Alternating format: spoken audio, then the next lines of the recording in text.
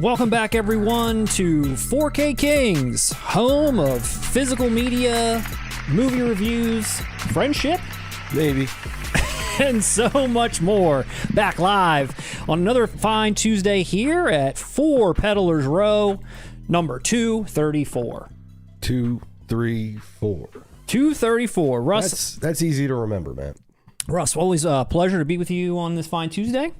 Likewise, sir. Lindsay, you as well. How are you doing over there this fine evening? You're doing so well. Yeah. How is the chat doing tonight? Everybody filing in? Yes. Hi, Oscar.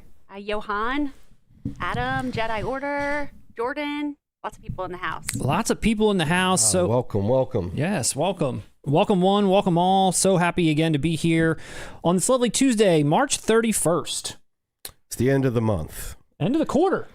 The Bone Thugs and Harmony had a song that was the opposite of today. Yeah, yes, the first of the month. Today's the end of the month. Yeah, it was celebrating government assistance, man. Mm-hmm. What happens at the end of the month? Not a damn thing. Tomorrow is the first. Tomorrow we get our assistance, and no sooner. And no sooner. Why did that Fight Club pre-order have to go live today and not tomorrow once my assistance comes in, man? That is true. The Fight Club pre-order is live as of just a couple of hours ago. We need to thank Oscar for that.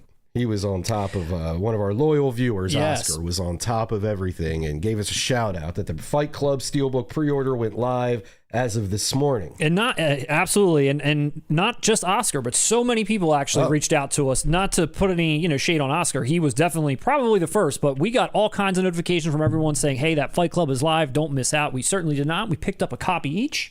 Oh, yeah. So we got them coming in hot. Thank you, everybody, for letting us know. Oscar actually asked that now that we're going to pick this up, that we stop talking about the Silverado Steelbook. And I told him no. No? I said, no chance. Man. Lindsay, can we run a poll? Has the Silverado joke run its course, or is it do we think still the funny? Even necessary? What? Was it? She said, do we think a poll's necessary? Oh, wow. I think you've gotten your answer, man. Well, Russ, we are coming in hot. 3,000 subs away from our 20K goal. We hit 17K since the last time we streamed. Nice. We hit 17.1K. Yeah, dude, we're at like 17.134. That's a whole other 100 people, man. It is. We're or bots. Or bots. You're never sure how many bots are out there. I could be buying all these subs behind your back and just not telling you. Please, I'm gaslighting you. Please don't do that. This whole podcast is a sham. Help us get to that 20K goal. If you haven't subscribed yet and you're watching the stream, what's the problem? Hit the button. Jordan's not even real. Jordan, Oscar, all these people. Just a fantasy land we're all living in. That's fine. I Shutter Islanded you. Ignorance is... I Shutter Islanded you. You islanded boys to me. Island boys? What? What are we talking about now? I don't know. There's little guy. No, they're not little. Those twin guys who kiss each other. You know who they are. See? So, Russ, we got to stop all this ballyhoo. We got so much news to cover tonight. We are talking news from Arrow, Shout, Second Sight. There's a lot of news, man. A lot of news. This is a jam-packed stream. It really is. We have a roaster toast. Let's stay on course. Absolutely. We have a roaster toast. Business only. Business. This is a business-only kind of stream. Yeah. If you are new to the channel, again, welcome. Check us out on 4KKings.com if you want some physical media merch. It is looking good, man. I need to pick some up. You need to pick a few things up for the spring. I was wearing that slick 4K Kings hoodie on our last live stream. You were. You looked really great. Thank you. And you could always reach out to us as well here. I'll throw that up. 4K Kings at 4 Peddlers Row, unit number 234, Newark, Delaware, 19702. And don't forget our email, 4kKingsYT@gmail.com. You are great at this, Matt. I mean, we've done it for 51 times. It just flows when you say, I would have stumbled through all of that. 51 times. This is our 51st stream. I know, dude. You're incredible. Thanks. And if there's anybody out there... We're also looking for help. I didn't want to. I didn't want to pass that outside of we need a new host. I need a new. We need help. We need help. We are looking for any kind of help that we can get. This channel is thriving. It is growing, but we need some help to keep pumping out the content. Are you a graphic designer? Do you know how to make solid YouTube thumbnails? That's right, dude. It's getting out of our hands. It's getting too big. What about social media? Are you good with social media presence and content creation? I've got that on lock. You got that on lock? Yeah, we don't need help with that. We're going to need help. So follow us and find us at 4KKingsYT@gmail. Let us know if you are willing to help. Maybe a summer internship, perhaps. We've got a lot of things that we need help with as we continue to grow. Pay to play. Pay to play. Coming soon, we've got a video coming up for the people out there where Russ and I dive into a very sad topic. Yeah, it did get a little negative. I feel like we brought it back around at the end, though. Yes, yes. You know, to positivity. It's always nice to have hope. A little bit of hope. A little bit of hope. And that's a video where we discuss the death of mid-budget cinema. It is sad.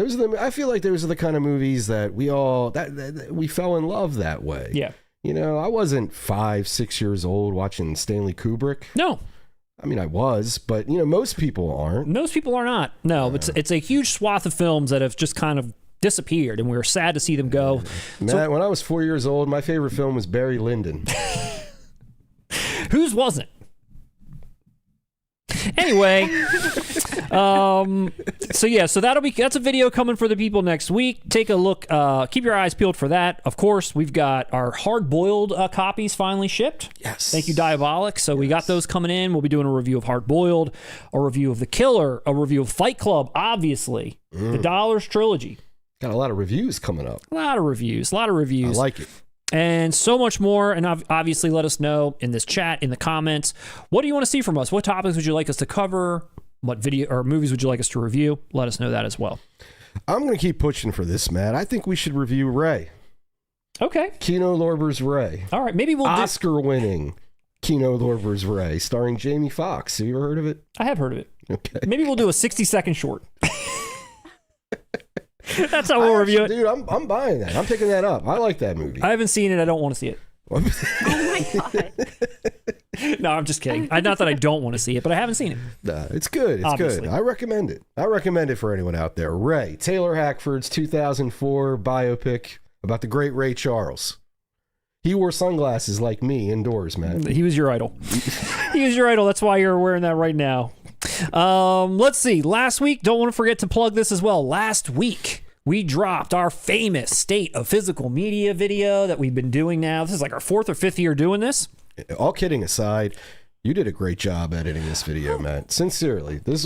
I think this is one of our greatest hits. Thank you, Russ. I'm serious. I appreciate you saying I'm that. serious. Thank you. I appreciate that. It's getting awkward now because I don't know how to like give compliments or receive them, but I did want to point it out to you, dude. It was impeccable. Thank you. Thank you. Well, I mean, you were there too. We talked together. Oh, I contributed definitely, but I was just talking about the overall flow of the editing. Yeah, the whole package. I appreciate that. We don't need help. What were you talking about earlier? We need help. But it was a great video to put together. It was every year when we do this, there's so much research that has to go into it because, you know, we talk about this all the time, but we don't know like what's going on with streaming and sales and all this stuff. Try not to pay attention to it because obviously none of it's that great.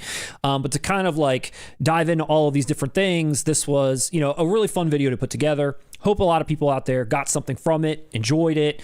I will say that a couple of people reached out to us, the Magnetar people themselves, the company Magnetar, that we talked about in this video about the, you know, $2,500 4K players that they sell. They reached out and said, thanks for mentioning them. I know. And then I looked deeper into this company. Dude, their players are crazy. Dude, they look insane. Amazing. And I know. If anybody there is interested in sending us one for a demo, we'd be happy to do a review. And it is cool that they're picking up the slack, if they're jumping in the market when so many other, you know, Sony's still doing them, but you know, we're losing steam in the players themselves now, while the physical media market seems to be leveling out and growing. Absolutely. And probably one of my favorite parts of putting this video together was the clips that were found from a Canadian talk show called The Social.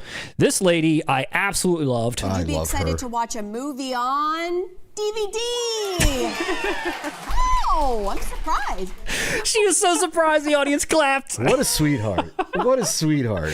That woman is just adorable. She is. She's great. I love her. She's great. Everybody else on that panel like shit all over physical media and DVDs, but she was very positive, and I appreciate her even though she was like, DVD. She's a 4K queen. She we is. need to interview her. I don't even know her name, but we should reach out. That video, that that clip is only like 3 months old. It's not that old. So this is definitely still an ongoing conversation. So so bubbly. Very bubbly. Very bubbly. Really enthusiastic about her job. I'm serious. Dude, she could be your new co-host. I think she could manage. We'll reach out to her. We'll see if we can get a segment on the social where we go to bat against the other hosts that do not like physical media. Nah, that clip is incredible. It was great. So check this video out if you haven't. Thank you so much for those that did and dropped a comment. So many comments on that video that were very positive and enlightening, which brings me to one other thing before we get into the news.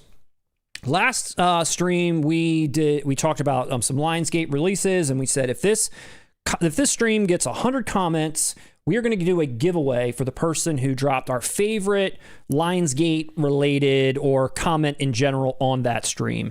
We didn't get to 100. We didn't even come close. But this video did, so I thought, you know what? Let's still do the giveaway, and the next time we do a contest, we mean it. We need 100. Yeah. Or that's it. It was a light news week. It was very light. It was a very light news week. Oh, come on. Give us some credit. It wasn't us this time, man. It wasn't. And this week It wasn't us, champ. Thanks. And this week is not light, so we need to get to it. But I did want to at least throw up the winning comment coming to us from Vinylized in Japan, 7598. My favorite Lionsgate by far is John Travolta's directed, James Gunn co-directed, 5 Smelly Farts starring Russ Saffron, the one Matt bought but didn't watch.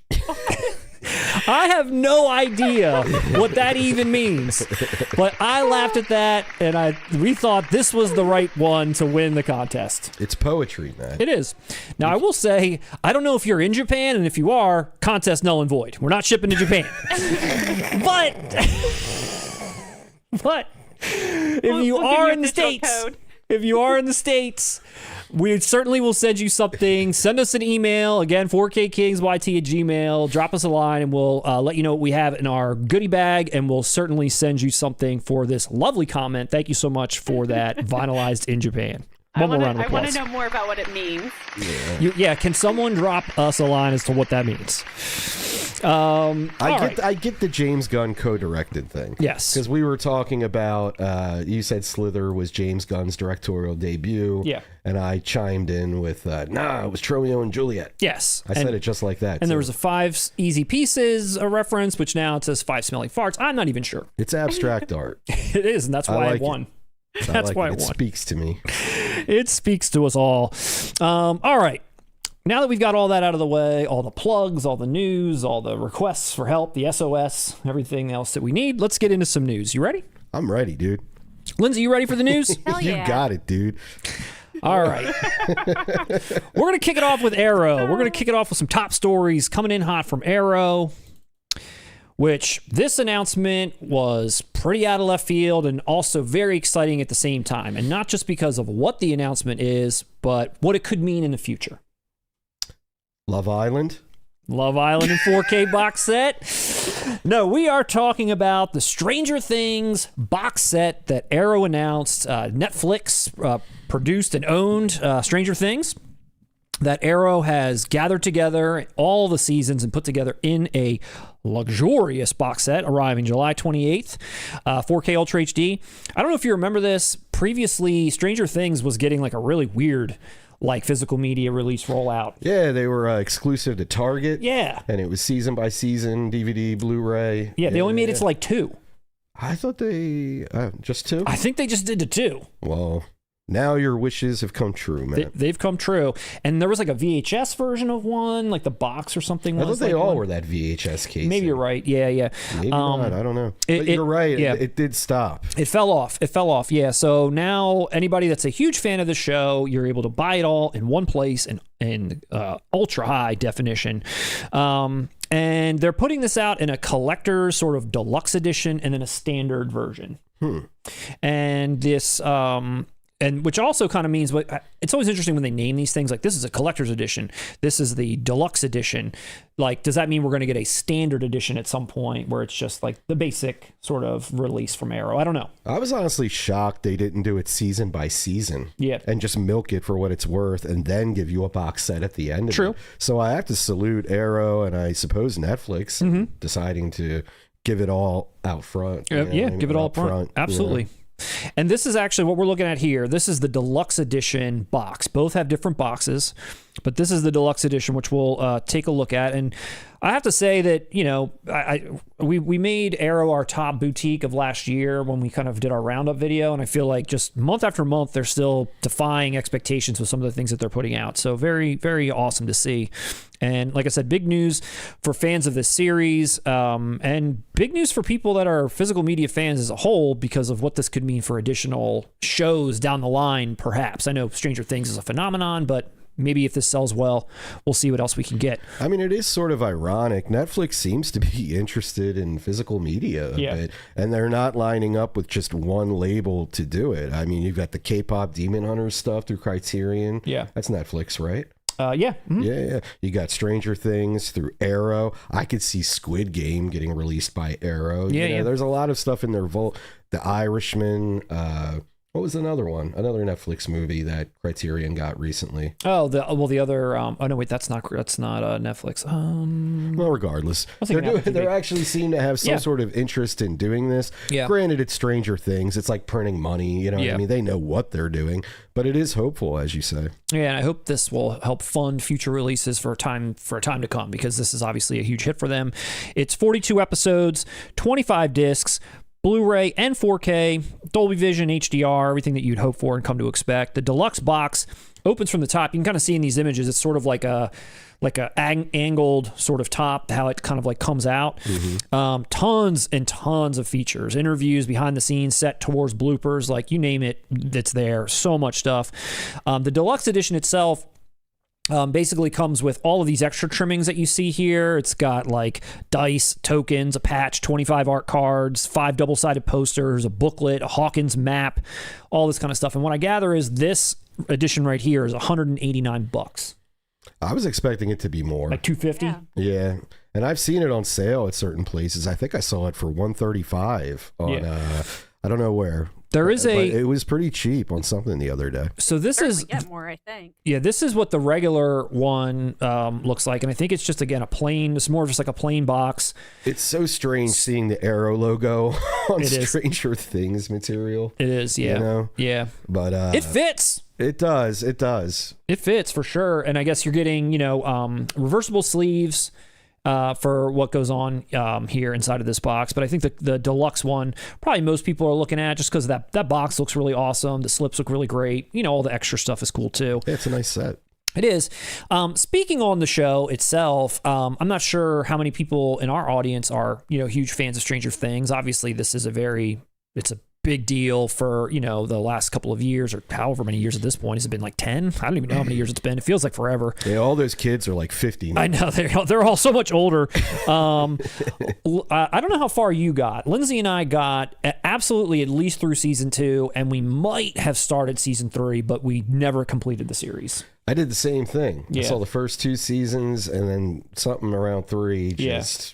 Season 1 was great. I remember really liking season 1 a lot. Season 2, for me, a little bit of the crack started to show. By the time season 3 came around, I feel like I was starting to lose interest. And from what I gather, the ending might not have hit the landing that a lot of people wanted, or maybe the quality kind of dipped off. I'm sure there's people that enjoyed it all the way through, and that's awesome. And this is obviously for them. But for me, this wasn't a show that I ultimately stuck with. No, same. Yeah. And I mean, I think a lot of shows like this, it's hard to stick the landing completely. Yeah. I didn't get the impression that fans of this show felt it fell off egregiously at the end. Yeah. Maybe it didn't hit as high as they wanted it to, but I mean, what show does? Yeah, there's few. There's few. A few. Which ones do? Like stuck the landing. Breaking Bad? Sure. Yeah. What else? It's the only show I've ever seen. What else? Name it now, in order. No, but come on, Dexter, that fell off. Like a lot of shows fall off, and I don't think Stranger Things. Sopranos? No, I wouldn't say that about Sopranos. No. Okay, but I'd say it about The Wire. Step by Step. Better Call Saul. I think once they brought Balky into Step by Step in that last season, it got a little ridiculous. It wasn't as believable as the earlier ones. Plus, in the first season of Step by Step, Carol, she had her own like salon, and then she had sisters and stuff. She did. They got rid of them. I never liked Step by Step. You, sir, are a prick. But back to Stranger Things. Maybe we'll get a step-by-step. Could you imagine if you got a TGIF box set? Oh, if I get an Arrow 4K set of step-by-step, I'll be the happiest man alive. All the TGIF classics in there. What I thought was kind of cool about this, outside of the implications that maybe you would get more Stranger Things, more Netflix shows down the line, is that I think this, in a way, could bring more casual people over into the physical media world, because this isn't just for people like you and I. Like, everyone loved or watched Stranger Things. So this was a phenomenon for people that, you know, just like streaming or whatever. And maybe this could interest someone that was never a physical media buyer. Someone buys this for their, you know, family member for Christmas that loves the show, and all of a sudden now they're starting to kind of get into the physical media game a little bit. Think about it like this. This being released on 4K in the TV movie world is like Taylor Swift putting out a vinyl. It's going to hit more, you know, even people who aren't music fans, or, you know, people who are, I don't know. It was a great example. Thank you. That was great. Thank you. It was going to hit the masses. Yeah, it was great. It's going to hit the... It is going to hit the mass. That's exactly right. That's We're how I going to feel. get 40 variants of this. Yeah. Just like, you know what I was going at. And there's Blu-rays in here too. So even if you didn't do the jump to 4K, you still got the Blu-ray. They could fit Blu-rays in that package? But they don't have any DVD. It's only Blu-ray and 4K in there. For sure. I didn't pull any. I wanted to try to pull a couple of, you know, posters or graphics or whatever for some other shows that I would really like. But I am going to name a couple. I'd be interested to know what other shows people would like to see come out in 4K in the Netflix world. Like, I know we're all hoping for things like Sopranos and whatever else. Breaking Bad is one, like, you know, across the whole scope of TV.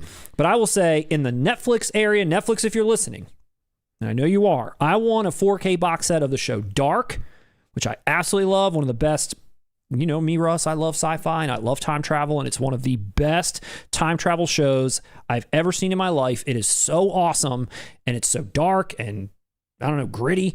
One of the best shows that Netflix ever put out. It's German, so there you go. And a little extra, like, dark spin on it. Dude, Germany loves physical media. You might have a good shot at that. Here you go. This show, Godless, which was only one season. It was a Western. It had Jeff Daniels in it, Michelle Dockery from Downton Abbey. You know, I'm a huge fan. Another really gritty, awesome Western show. I Think You Should Leave, Tim Robinson. That would be a cool little, you know.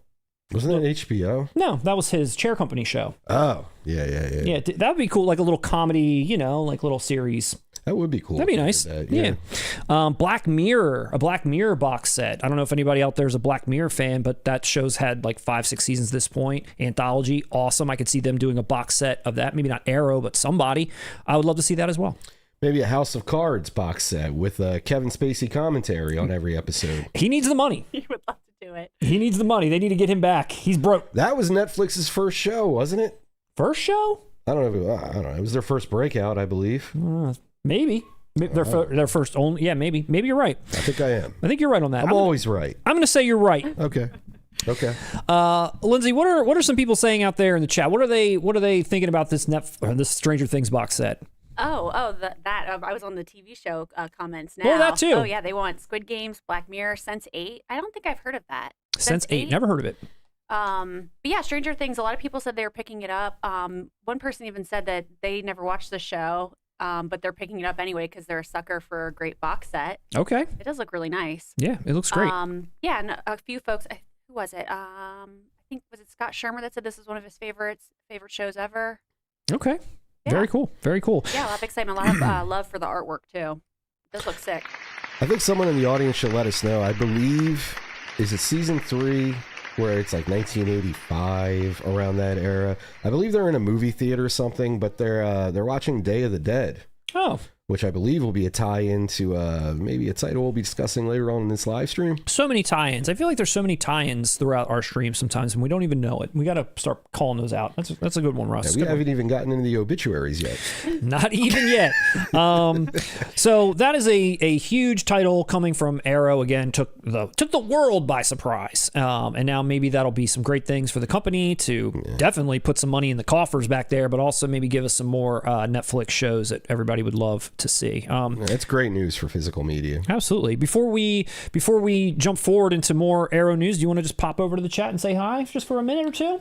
I would love to do Just to say hi to everyone? All right, let's just say hi, just briefly. Just want to say hi to... Come on over, guys. Come on over. We'll just see what's up. We'll just say hi to the peeps out here just before we jump into more Arrow news. Let me see one thing here, folks. Hold on one second.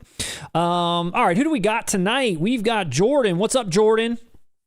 We got Hello, Jordan. We got Adam T72 NYC. We got Nerd Theory Channel. Hell yeah. We got Johan Valet right on time. Good evening, everyone. Of course, we got Ions. We've got Oscar. We've got Olivier Savard. We got Adam Schofield. All the greats are here tonight. Mikey Van B. What about our friend Ed Raven? He has a message retracted. Yeah, where's Ed Stand Raven? on business, Ed. And I'm just bringing that up. Remember, it's Eric Draven. Ed Raven. Ed Raven said something and it got immediately redacted. YouTube said no. YouTube said, get the fuck out of here. No, I will not. Oscar wants to know if that's an accurate drawing of Lindsay on the graphic. Well, based on a photo that I gave to ChatGPT, yes, it is. She looks exactly like a cartoon.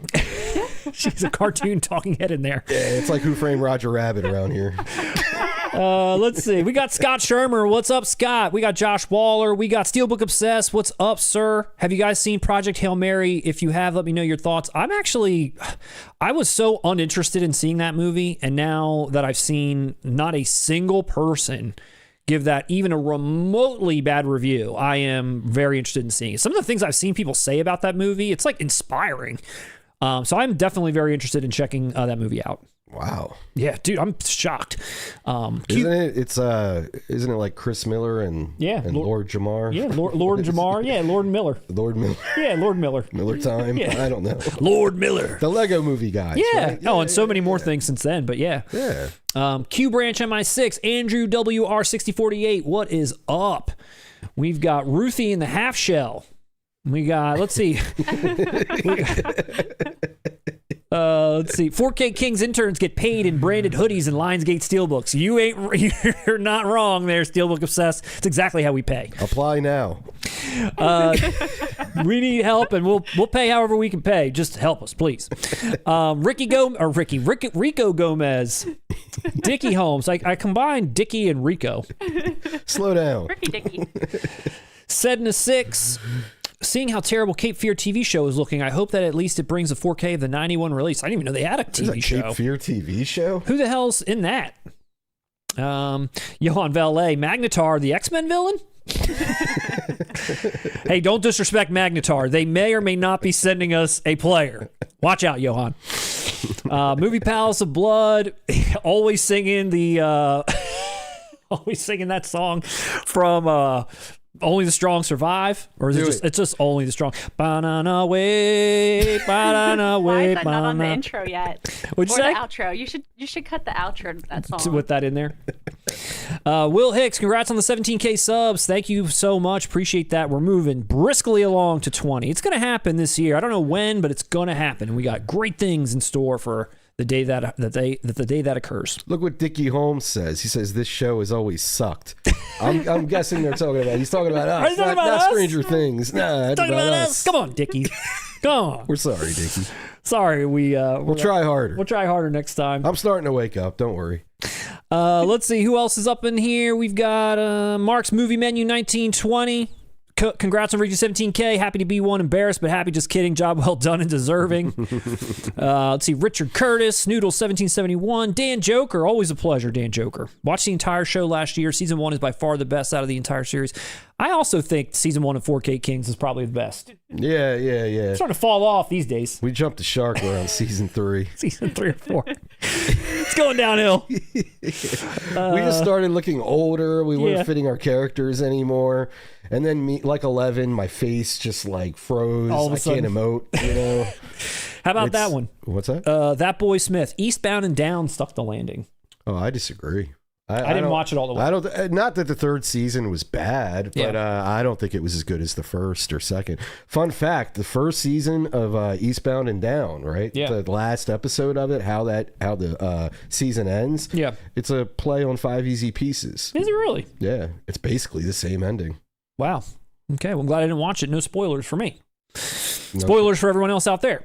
And now this. I would love to have a TGIF box set. Wouldn't that be awesome? I'm surprised they've never done that, especially in the DVD days. Like, just put a, like a greatest hits assortment of Full House and Family Matters and dinosaurs and Exactly. I'm surprised they didn't do that.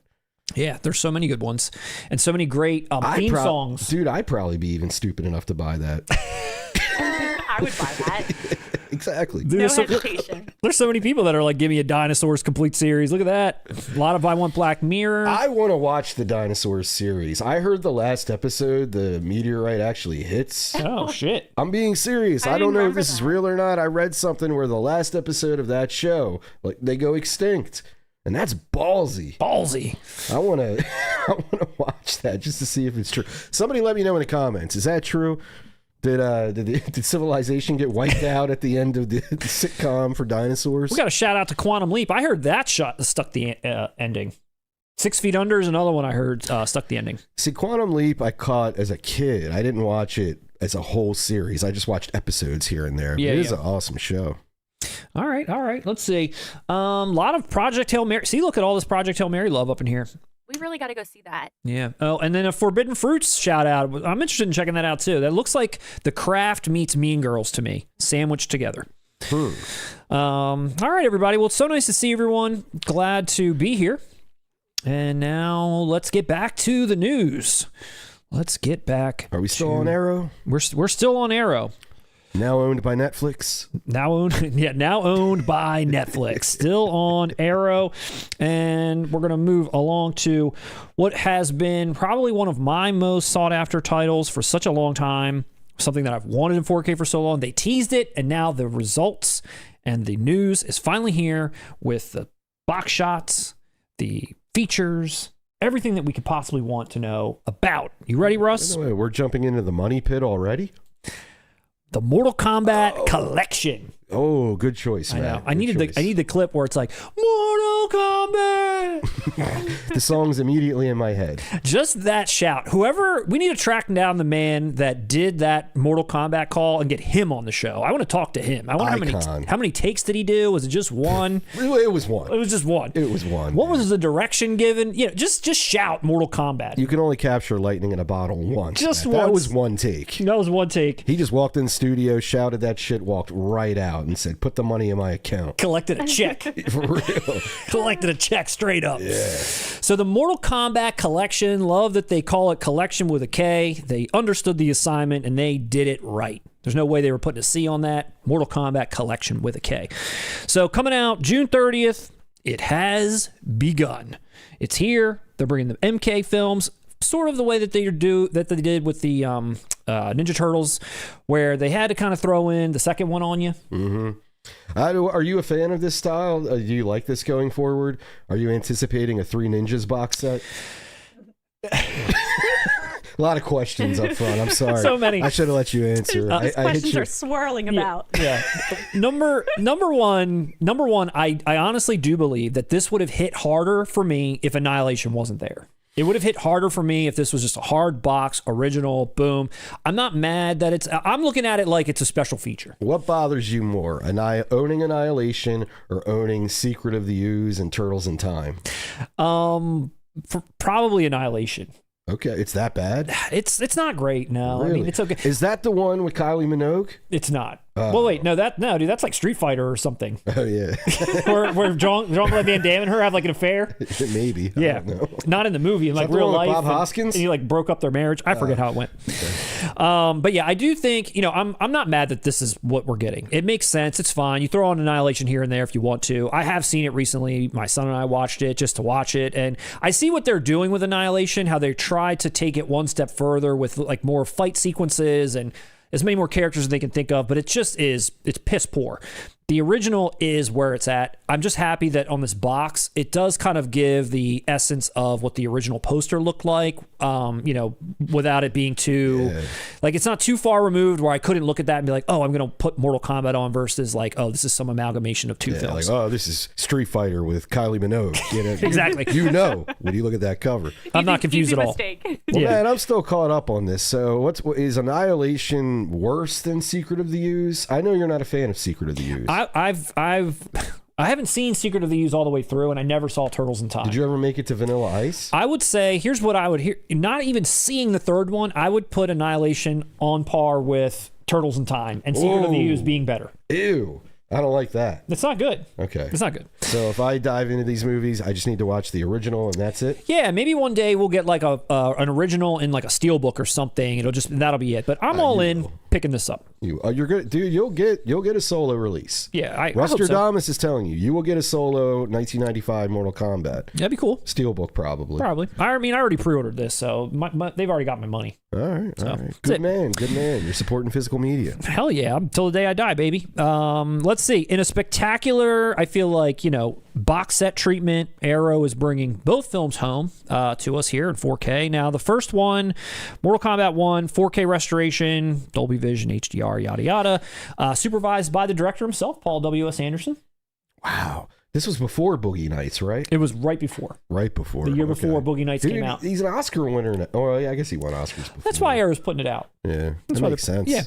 You're getting 2 new commentaries, one with Paul W.S. Anderson himself. He came back to talk about... Dude, he's like all over the place now with one battle after another. All over the place. All right, Arrow. 4 new interviews, one with the producer, one with the cinematographer, one with the suit designer. And one with Daniel Day-Lewis.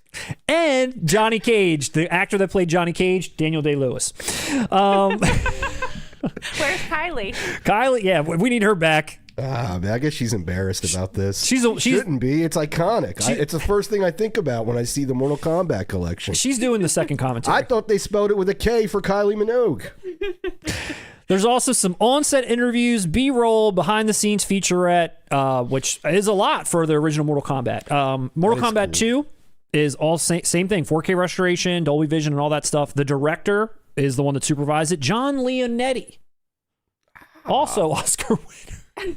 Forgot about him. Don't forget about Leonetti. That's my man. Yeah, it's Scagnetti. My man's in them. Yeah, don't forget about him. Yeah. Wait, are there no featurette on the soundtrack? Dude, I'm so glad come on. I understand like not including it. I wish we lived in a world where we got soundtracks in these deluxe editions, but not even a featurette.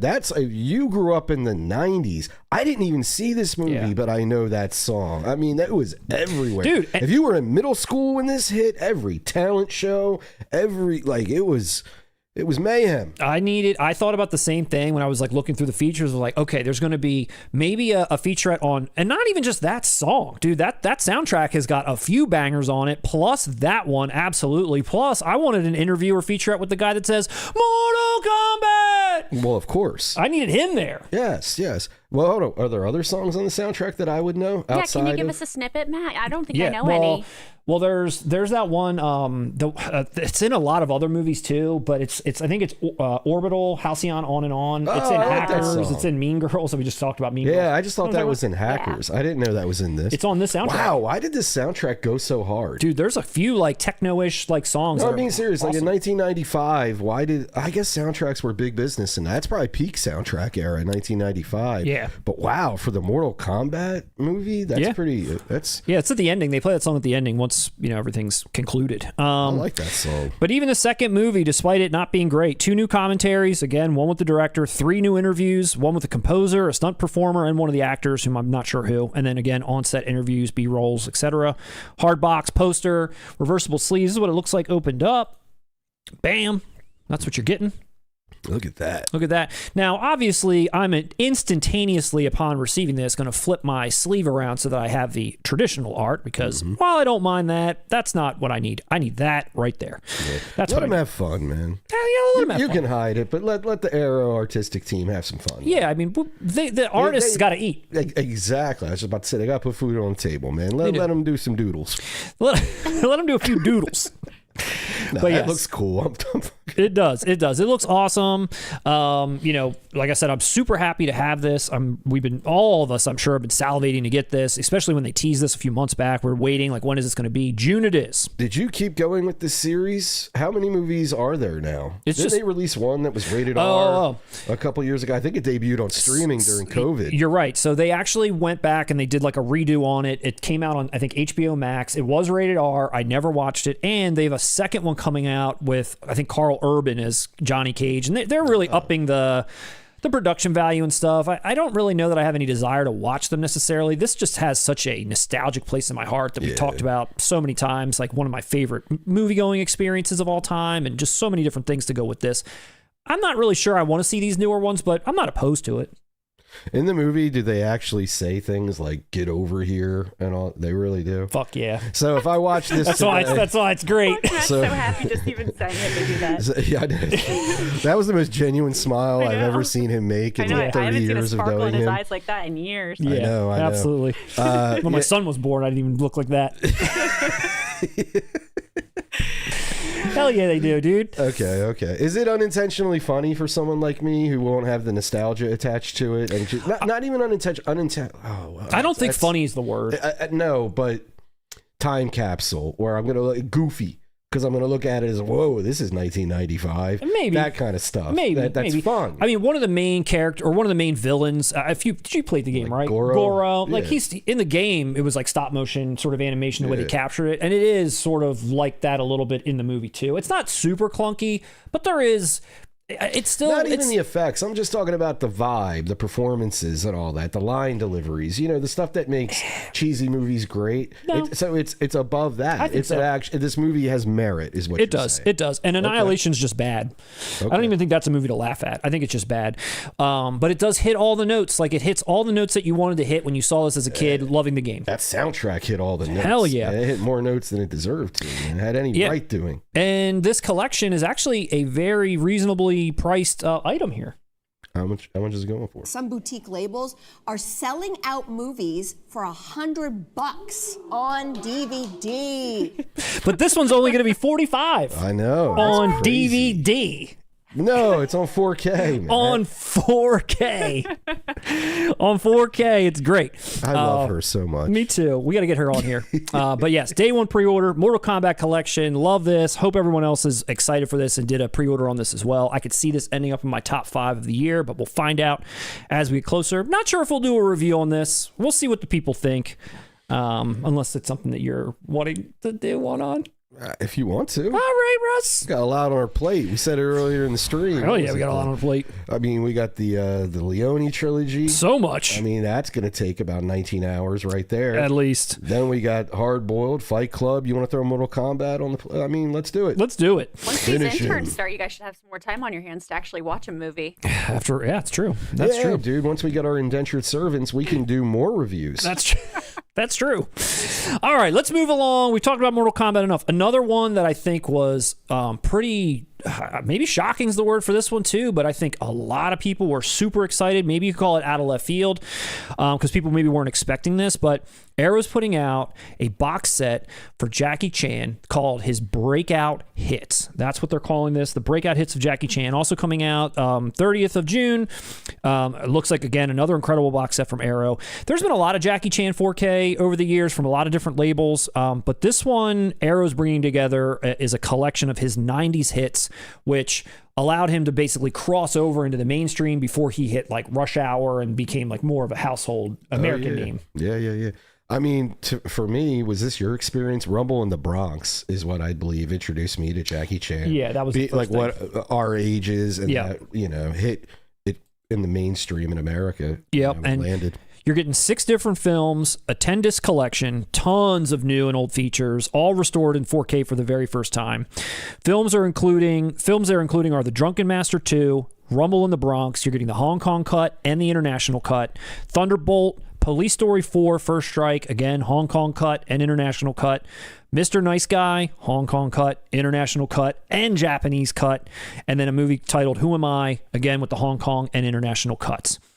Awesome looking box. You're getting posters, booklet, art cards. I mean, I'm not, I can't call myself a Jackie Chan like aficionado or fan. I've seen a couple of his films at this point. And all the ones I've seen, especially from the earlier days, I've really enjoyed. But as far as Jackie Chan fans that are out there, I'm sure they are like super pumped about this box set.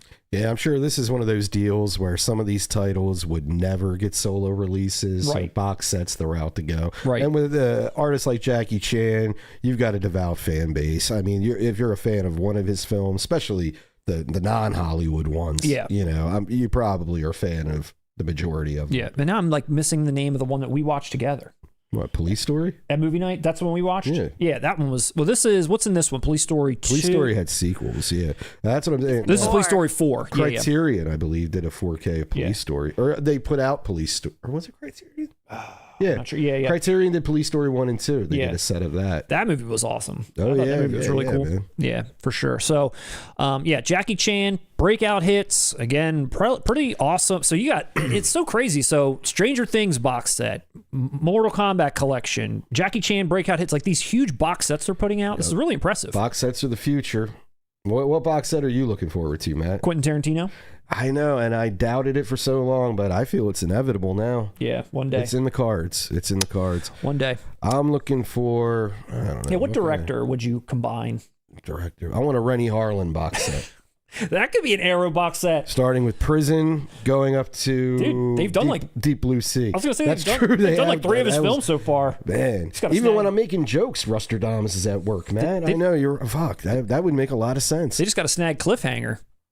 Oh, yeah. I think he's got a new movie coming out where some like hurricane occurs and like some town gets flooded and they're like trapped or whatever, but all the sharks start kind of coming in and they start picking people off. I'm pretty sure it's a Renny Harlin movie. I just watched a trailer for it. Oh, man. So he's returning to like the Deep Blue Sea territory? Shark drama. Shark drama. Yeah, Renny Harlin is big on shark drama. Shark drama. That's what I like about him. That's what I like.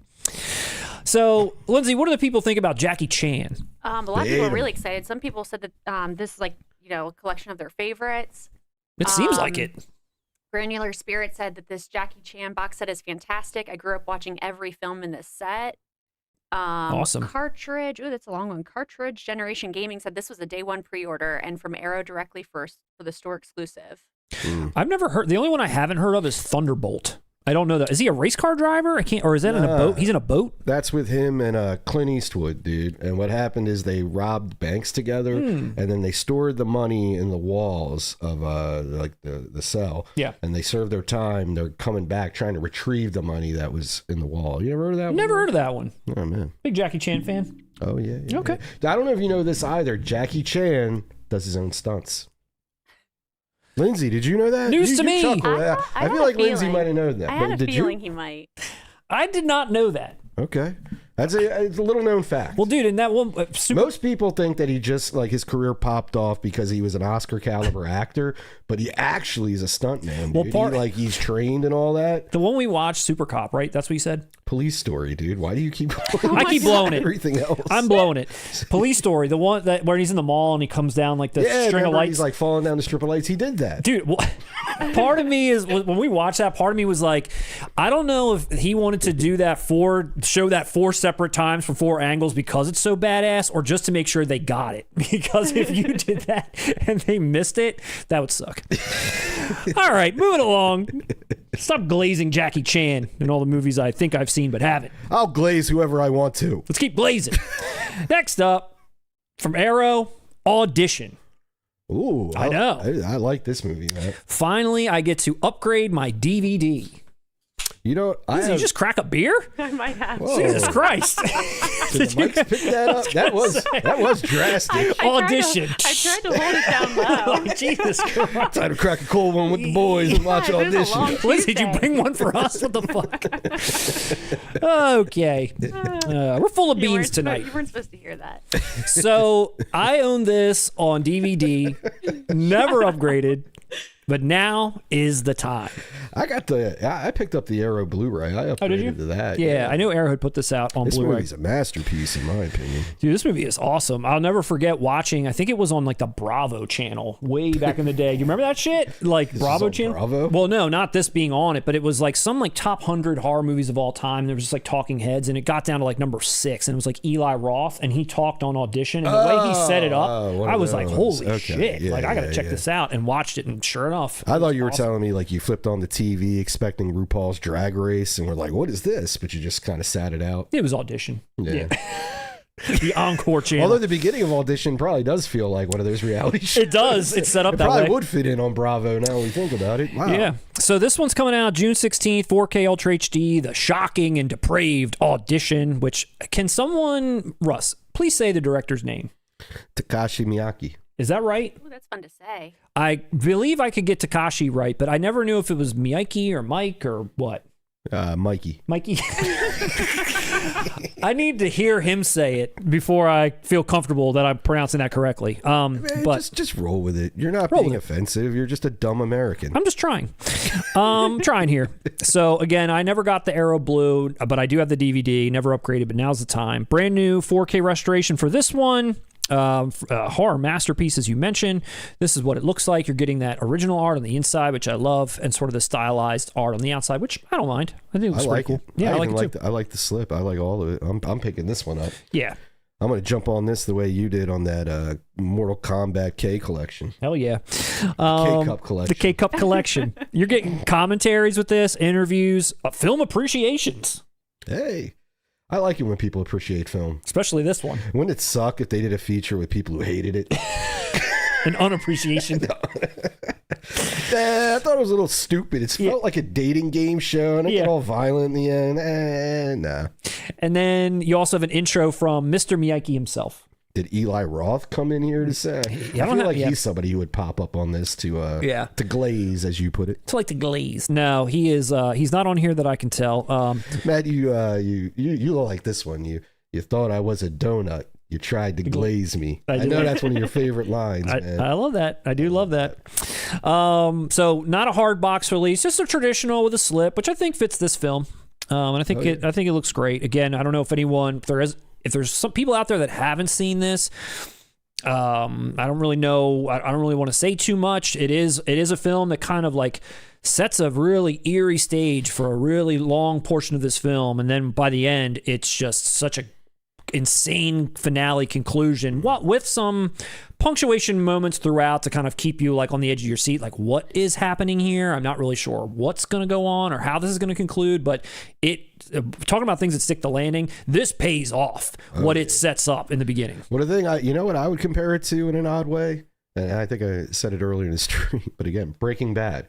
In that this kind of starts off as one thing, and then by the end, it is completely different, and you don't question it at all. It felt like a natural progression. But what it started off as, like I said, it feels almost lighthearted in the beginning. It does. It does. If you mistakenly didn't know what you were watching, you'd think it's like a romantic comedy or something, you know? Yeah. And by the end of it, you're well aware it's not. Yeah, it's like a sad like widower who, I think it's his friend or his son or whatever is like trying to set him up. But what they do is they create a fake audition, so to speak, because he's like a movie producer or something, and they get a lineup of women to come to audition for a role so that he can kind of like find a new mate or whatever it might be through sort of like subterfuge, basically. It's a loose biopic on Harvey Weinstein.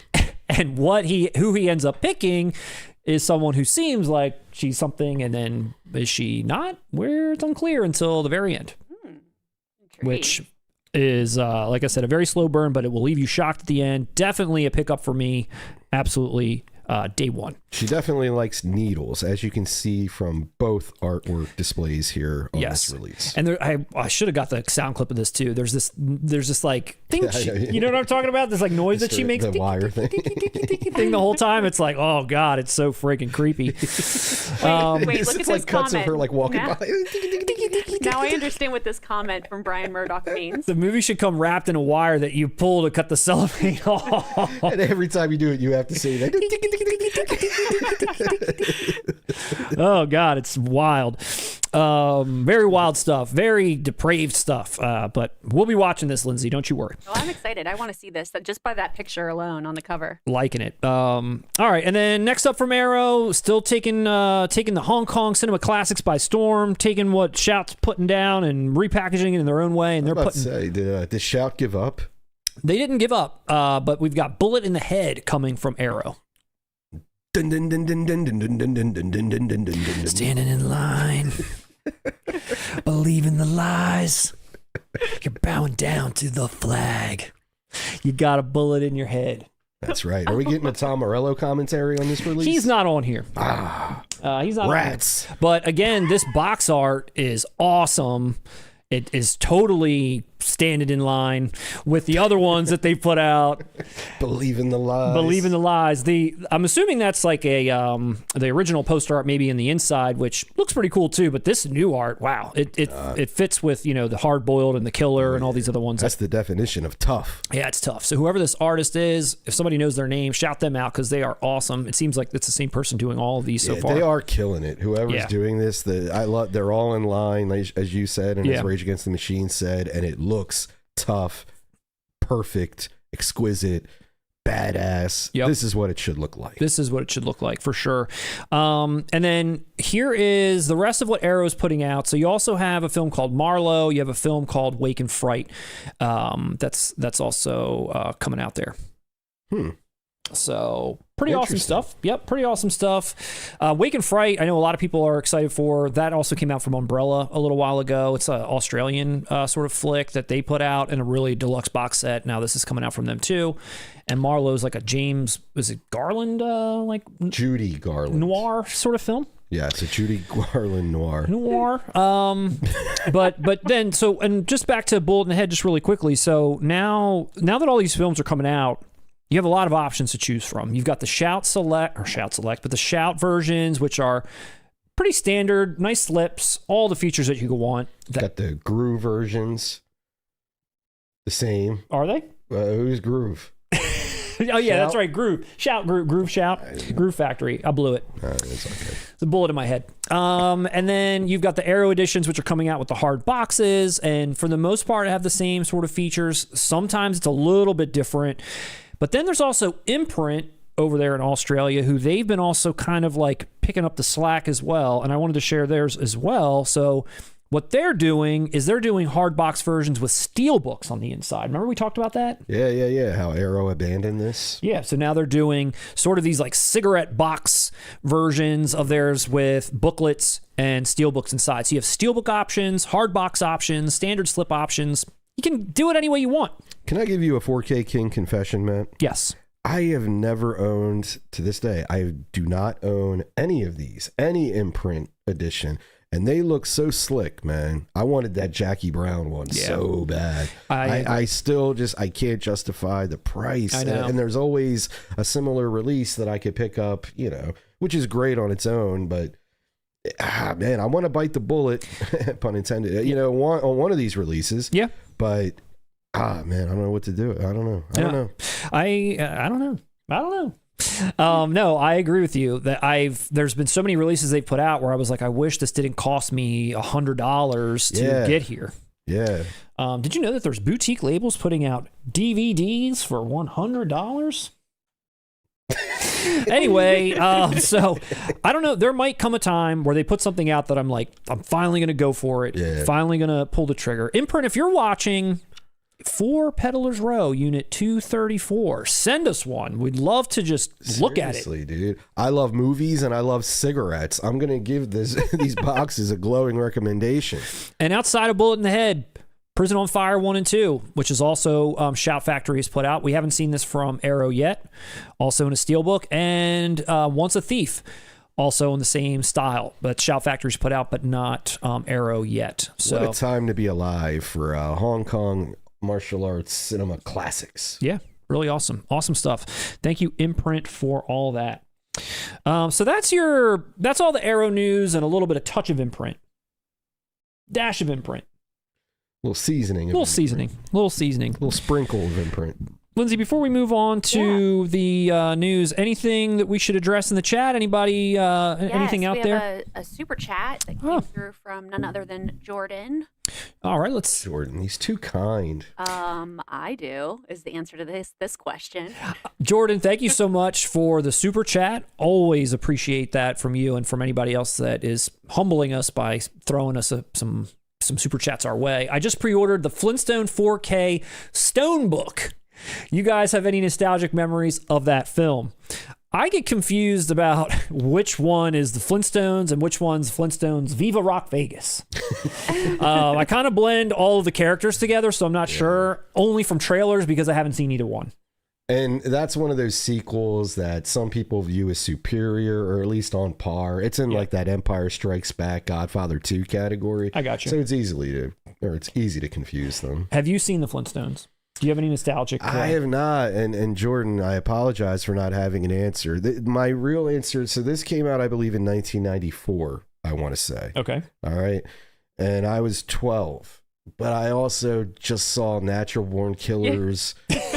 You know what I mean? With your mom. I was gonna say you're already in like. That's what I'm saying. Like I was territory. already The Doors, like Dazed and Confused. You were already tainted. Yeah, there was no going back after that. You know, it had this film come out maybe even 2 years prior. I guarantee I would have some nostalgia for it. Yeah, but you know, my brain.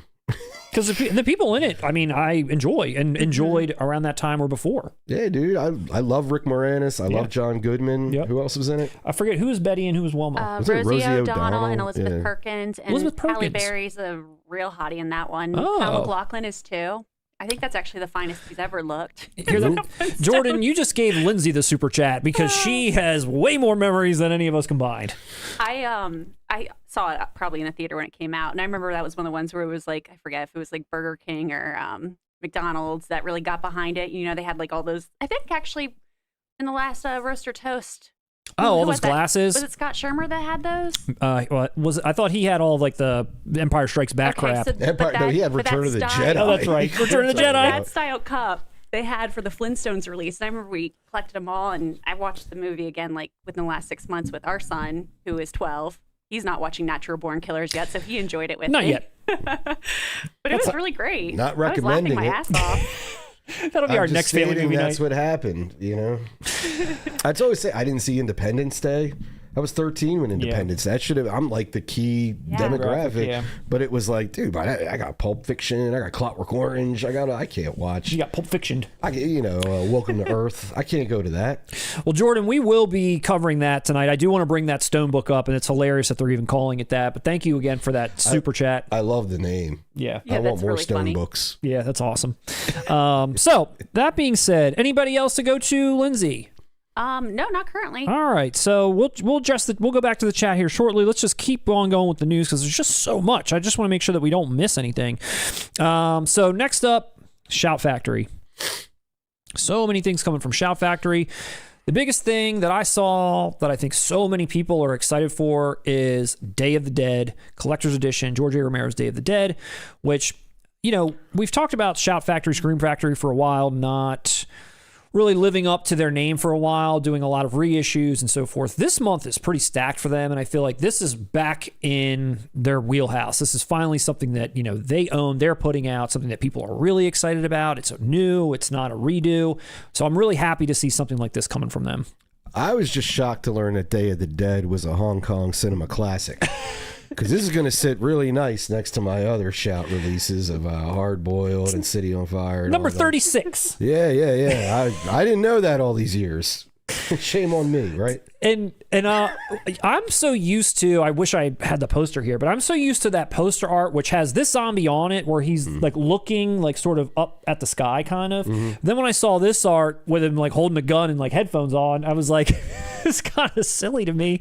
But I know that this is part of the film or whatever, but I'm just so used to that one art to see it like this where he's like giving a salute and he's got his gun. It's a little funny. It does look funny. I mean, I don't know. Like I said, I just can't, I'm expecting, fucking, I don't know what I'm expecting, Matt, anymore. I can't wrap my head around that this was an Asian film. Chow Yun-Fat in all this makeup. That is Chow Yun-Fat. That's right. He started it. That's it. So Chow Yun-Fat was the one. He's the guy who came up with it. He said, let's make all the zombies blue. 4-disc collector's edition for the fans out there. Rigid slipcase, new 4K restoration, new archival stuff, Dolby Atmos sound, the original audio, bunch of lobby cards. And on the inside, I like how they're doing these 4K sort of clear cases for this instead of black, which, I don't know, kind of fits the yellowish vibe. There's that poster I was talking about with the guy like looking up sort of with the sun behind him. And then on the box now, he's got the salute and the gun. But I saw so many people pumped for this release. I saw so many clips actually from, Tom Savini and some other people talking about it. I think one of the features, I forget, I don't have the name of it here, but like one of the featurettes that's new, with a lot of people on it. I saw a couple of clip outs from, and it looks like a really great release for fans of this film. It's great. You a fan of this? I am. Okay. I am. You know what's funny about this? We just talked about this box set thing. Yeah. I have a feeling one day there'll be a Romero box set of all of his Dead movies. Even the later ones, like Land of the Dead, Diary of the Dead, and all that. Yeah. I could see that in the future, but I understand to film fans and purists that you really only want night, day, and dawn in releases like this. Gotcha. You know what I mean? So this is great. I love that it exists, but I never really took the plunge in purchasing any of them because I always feel like it kind of gets re-released a lot, new packaging, and I'm waiting for like a collection. I could see Romero, even before this became a thing, a Romero box set just makes sense. A Romero zombie box set makes sense. Yeah, for sure. I haven't seen it. Wait, so which one? We saw one of them in Gatlinburg, didn't we? Or that's totally not the same. We saw a remake. We saw the Zack Snyder remake of Dawn of the Dead. Is what we watched. That's what we saw. It was not Day of the Dead, not George A. Romero's Day of the Dead, but Zack Snyder's remake of Dawn of the Dead is what we watched. I remember I liked it.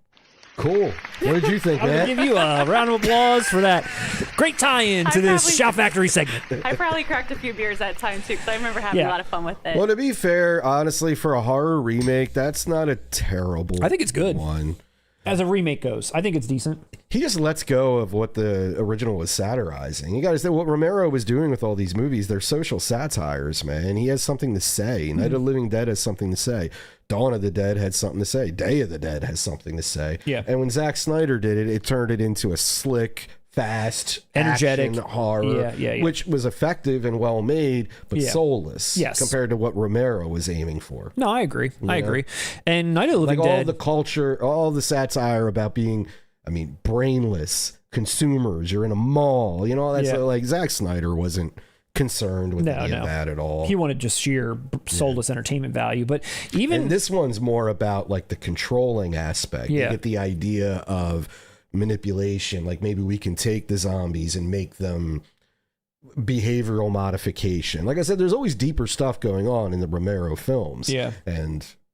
Even with all like the slow or fast zombie stuff these days where everybody's running, same thing with Zack Snyder's version, there is something about the slow moving, shambling, zombie that is a little creepy and eerie, and it seems like, just run away. But I don't know. There's something about that still is terrifying. That something is slowly coming to get you. Slowly, and it's going to get there. Coming to get you, Barbara. Yeah, kind of like I know it's not the same thing, but like It Follows, like she's kind of slowly being followed by something constantly until it gets her. Yeah. Same thing with this. It's like you're just being followed. It builds slowly. paranoia. It does. It builds paranoia. When someone's chasing you, there's just one run. I got to get out of here. When somebody's slowly, you're baffled. Yeah. Like I feel danger, but I'm not in like this immediate. I have to leave the situation. Yeah. You do. You do. But I hope so. I got some time.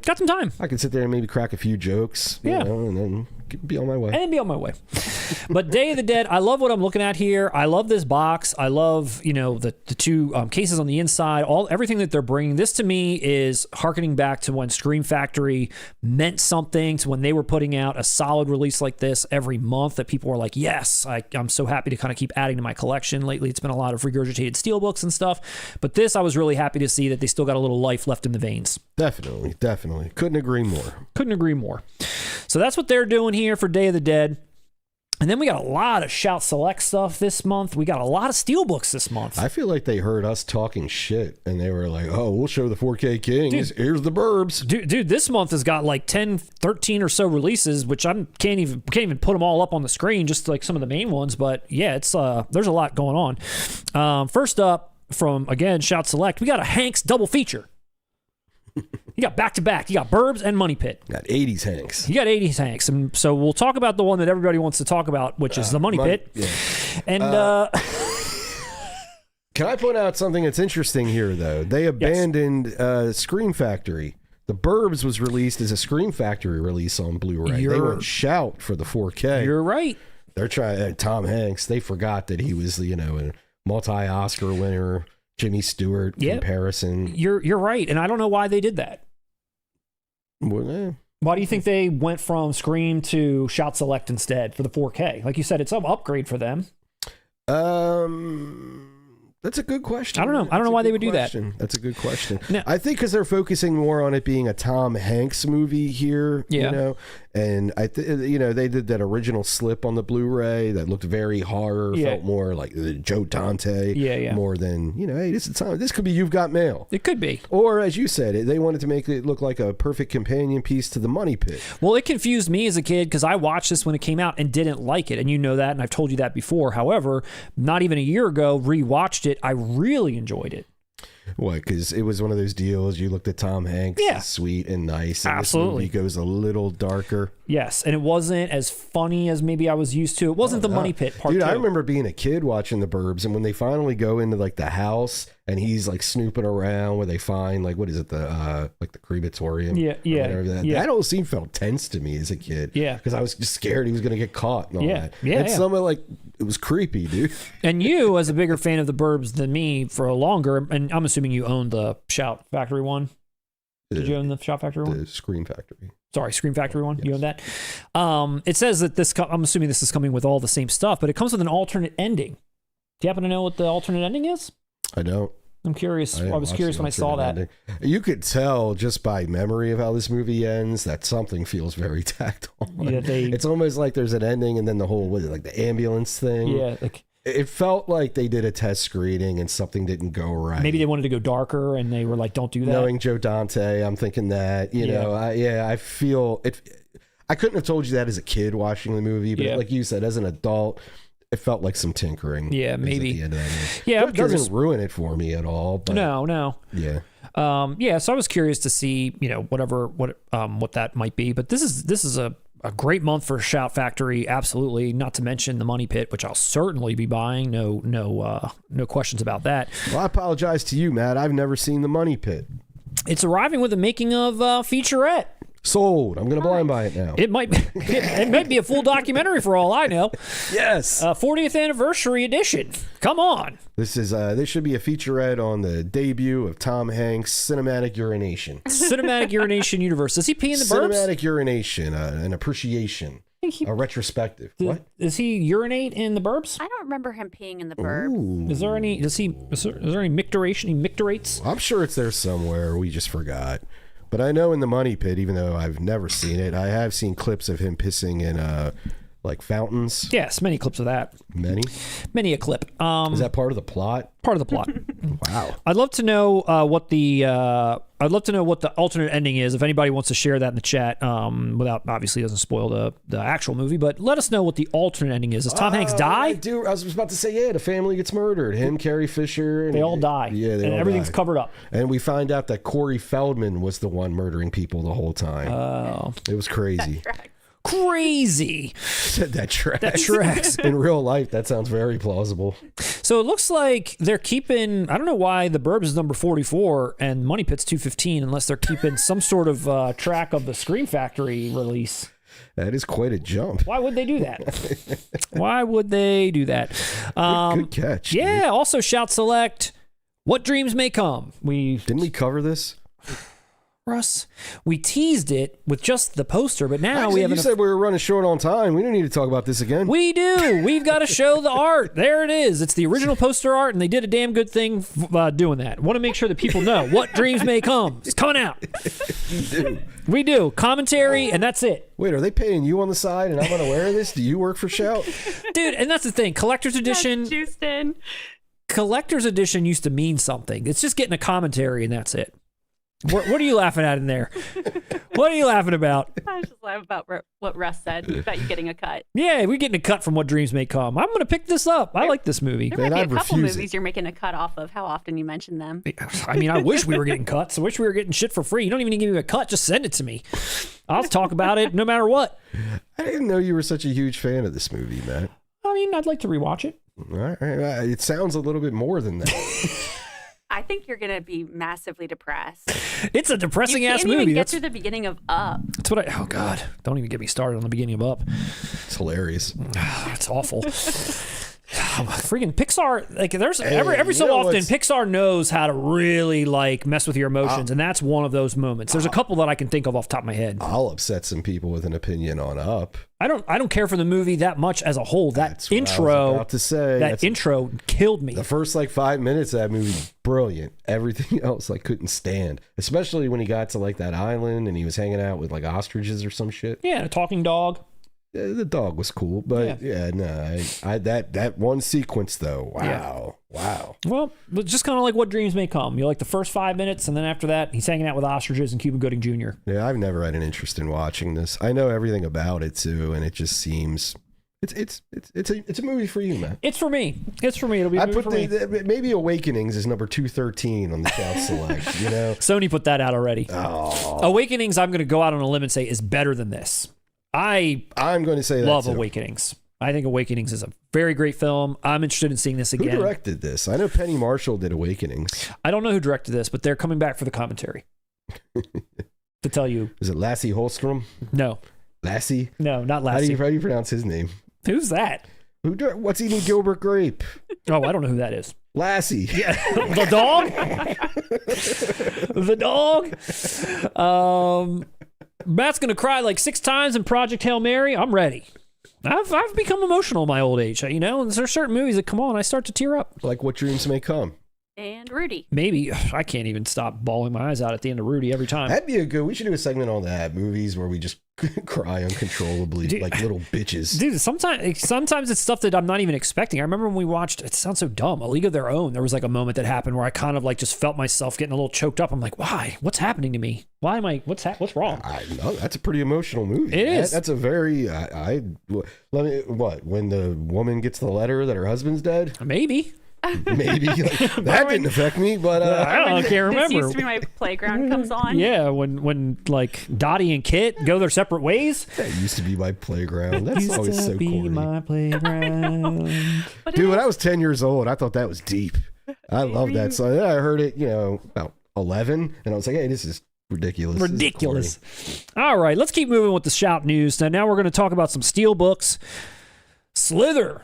We mentioned that how many Steelbooks is this getting? Right. So the UK got that one that we talked about last time. Now Scream Factory is putting one out, which again, I mean, I get what's happening here, but I really wish we were getting something a little bit closer to the original art. So the UK got one, and then they put an American on the cover of our release. This is it.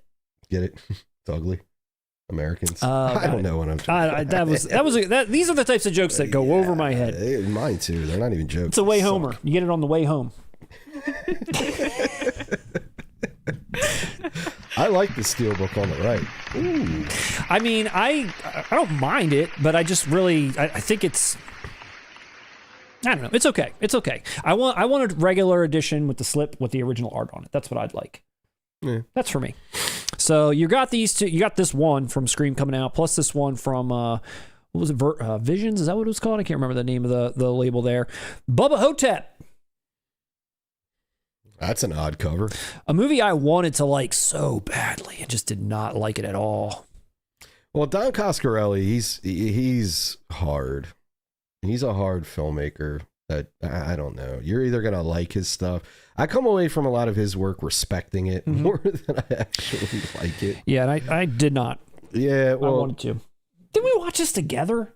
I feel like I brought this to your house and we watched it, or maybe I can't remember. I have the DVD. I know I have it. It's possible. I bought it outright. I do know we watched it around like when it came out. I know that. Dude, Bruce Campbell as Elvis. I bought it. Yeah. Like that was it. And then I watched. I was like, oh, this isn't what I was hoping for. So you're not upgrading? Maybe I should watch it again.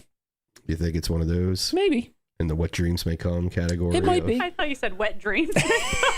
My wet dreams may come. Is that what he's confusing it with? Wow. It's a porn out there called Wet Dreams May Come. Wow. He's getting a 4K. I think we're on to something. There's a lot of double entendres in that title. Wet Dreams May Come. I used to watch this one all the time in the late 90s. Starring Bruce Campbell He's as like, a Elvis impersonator. Dreams May Come starring Bruce Campbell. Oh my goodness. This stream is off the rails. Davis. Did you know who he was back then? I did not really. Now I do a lot more, but I didn't know then. The mayor, man. The mayor. Back to the Future. I know. I know when you said that, that's what I thought of. Mayor. Oh God, what's happening? No. So let's see. What's that? What else? Okay. Lastly, on the Scream Factory Steelbooks, Jordan, the Flintstones 4K Stonebook. Is this one starring Stephen Baldwin? They want the money. Because they want the money, which is why they put 4K Stonebook on here. That is so awesome. I am going to be the first, though. I want to declare Jordan a Stonebook king. He is a Stonebook king. 4K Stonebook king. I don't want it to look like a rock. You don't think it looks like a rock? Is that what you said? Yeah, I thought it might with the stone book. That's true. This is the rare title, Matt. You and I need to be quiet because Lindsay has a lot of attachment with this movie. I know. She knew the whole cast. Lindsay's putting us in our place. Does this artwork represent the film, Lindsay? It's not that deep. I just thought when you guys said it was going to be the stone book that we'd see something that looks like... it looks chiseled. Okay. What were you expecting? As a fan of the film, what were you I thought expecting? it was going to be like a gray rock. And just a gray rock with Flintstones chiseled in it. Yeah, I would have liked that. Oh, you would like that? All right. Well, is this a pickup for you, Lindsay? Yeah, I think our son would like watching it again. But what about me? I don't think you'll get into it. You don't like anything I show you that you didn't like when you were younger. Okay. Fair enough. He likes Halle Berry. I'll check this out for Halle Berry. It does look good. All right. The Flintstones 4K Stone. Well, what about your son? Did he like it? I don't know. He did like it. Yeah, we had fun. I'd watch it. I'm not gonna be a snob and say I would never watch this. I would check it out. I just didn't, like you said, back when this came out, this was something that just was like just a little too, I was a little bit too past, and I wasn't something that I was interested in seeing at that point. But now that I'm a little bit more mature, I think I'm ready for it. And to be honest, the critics weren't kind to this. Yeah. No, I don't think it's like a time. masterpiece by any means. No. And it had a troubled production. I'm telling you, I was a kid reading up on movie shit. I remember it wasn't even supposed to be John Goodman, I believe. I think they wanted, or maybe he didn't want to do it. Yeah. It was a troubled, everything about it was troubled. Lindsay, did you troublesome. Did you see Viva Rock Vegas? I don't remember seeing that one. I probably did, but I don't remember it. You know what I thought this was going to look like? You know your, I'm going to say this wrong, Necronomicon? Yeah. The release you have, those Evil Dead releases. I thought it was going to be like kind of like that, like textured. All right. Something really A little bit more beveled. We need a Flintstones Necronomicon release. Yeah. We really need to put a lot of money into the production of a Flintstones 4K Stonebook. That's just what I wanted anyway. Maybe if this flies off the shelves, Listen, figuratively speaking. Listen, we joke, but I mean, the only reason Lindsay has seen this and we haven't, it's just the age difference. That's it. Because I'm 18. Yeah, no, you're right. No, you're right. That's it. And I'm sure there's a market for this out there, and I'm sure people are interested in it. I put this in that category, and I bet Lindsay has seen every movie I'm about to name, right? Okay. I put this in the category, and they'll sell Casper, Hocus Pocus, Major Payne is even one of those, I'd say. What else? Jumanji. Little Giants. Little Giants, does that make the cut? Yeah, that was one I watched. It was solid. Little Giants. That's the bar you're looking That's a for. Rick Moranis. Okay. But I never saw Major Payne. That's the only one so far. That was the only one I've seen out of the ones I just named. It was an era. You're right. There was like an era of like family type films like that. And they have a huge fan base because we all grew up on them on TV. Yeah. Yeah, I feel like that was like the heyday of like going with your family to the movie theater. Yeah. Like They're being a making 90s kid going to the movie theater. They're making a Practical Magic 2. I didn't even know Practical Magic was a hit. Yeah. The Sandra Bullock, Nicole Kidman one. I think it's become a bigger hit over the years. Like I think other people have discovered it. Well, Lindsay, would you agree with me? If we can get that, I want a Romeo and Michelle high school reunion Oh God, too. I love that movie. For real, We don't have that yet? No. Oh, it's number 2? I Number thought you 2. meant Make release. a sequel. If we can do it with Practical Magic, we can do it with Romeo and Michelle. I love that And just idea. make it like the 40th anniversary or 40th reunion. Oh, it'd be so much funnier, I bet, even now. I'd love that. Um, Round of applause. There you have it. Romeo and Michelle, part 2. I bet Lisa Kudrow would do it. Isn't she like reprising her role as that like Valerie Cherish, that HBO show she's on? Oh, She's God, still what's out it there. called? She's still active. Yeah. She's doing stuff. I'm sure she would. I hope she would. And what's Mira Sorvino up to? Good question. Is she still active? Well, I mean, dude, she got, Yeah. Weinstein. All right. I mean, honestly, she was probably the first you could really point to and say, okay, he got her the Oscar with Mighty Aphrodite. Then she had like promising roles, but in Mimic, Summer. Yeah. But then when it went left, she was blacklisted. Blacklisted, yeah. Dude, it was in a span. She went from winning an Oscar on a Woody Allen movie in 1994, 95, maybe a little bit younger. And maybe a couple years later, she's in Lifetime movies. Yeah, it's a shame. Like that was, and not due to lack of talent. No, I liked her. Like, yeah, everyone did. I mean, yeah, I liked her for sure. Yeah, that one was sad.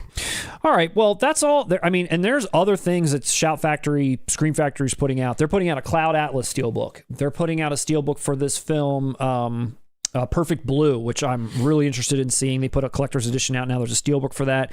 Something called Deathstalker Trilogy is coming out in a steelbook. They have so many titles that they're putting out, but this will be the last one that we look out from them. None of those are stone books. They're not stone books. So they're irrelevant. They are. But we do have more steelbooks to cover outside of these. We'll keep the steelbook train running. First up, starting with an update. And that is Speed Racer. The artwork has been revealed for Speed Racer. Wow. We've got box shots for not only the collector's edition, but the steelbook and the regular edition. And this is what the collector's edition box looks like. Pretty slick. Is that the one we got? That is not. We just, I pre-ordered a steelbook. Yeah, that's what I did too. Yeah, this is the collector's edition. Glad it's coming. I didn't know you guys ordered it. Yeah, we pre-ordered. So this is what the collector's edition looks like on the inside. Pretty standard fare. You know, you got the hard box, steelbook inside, posters, booklet, art cards, all that kind of stuff. One Mach 5 art card as well. So all that stuff, that looks really nice. No, I like that. Yep. I like that box. That looks like the original show. Yeah. You know? Yeah, you're right. And then the steelbook that goes inside of it is basically what the standalone steelbook looks like. So that's what our steelbook that we pre-ordered looks like. That right there. And then this is what the regular looks like. Also pretty similar to that, you know, collector's edition version. But this is the one that we pre-ordered. Now, unfortunately, and maybe this is just for Amazon shoppers, I do not know. This has a May release date. But I don't know if you got this notice. I got a notice from Amazon that says our steelbook has been pushed back to September. Oh, mother. I didn't get that. Fuck, really? No. I got that. And I saw a lot of people that said the same thing, that their steelbook got pushed back to September. No, I didn't get it. The regular and collector still in the May timeframe. Do they charge you when you pre-order, or they charge you when it ships? Okay. Amazon does when it ships. Most of the other places will do it as you pre-order, but Amazon does when they ship.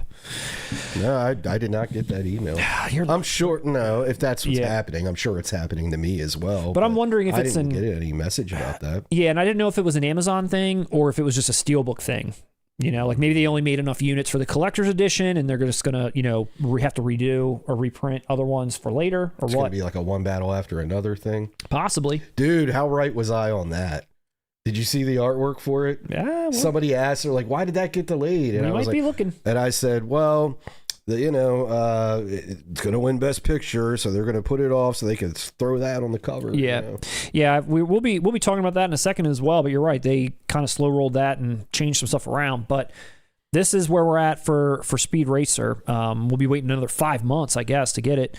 But maybe not. Maybe let us know if you got the same notice that we got, or at least that I got. I don't know if this is going to delay it completely.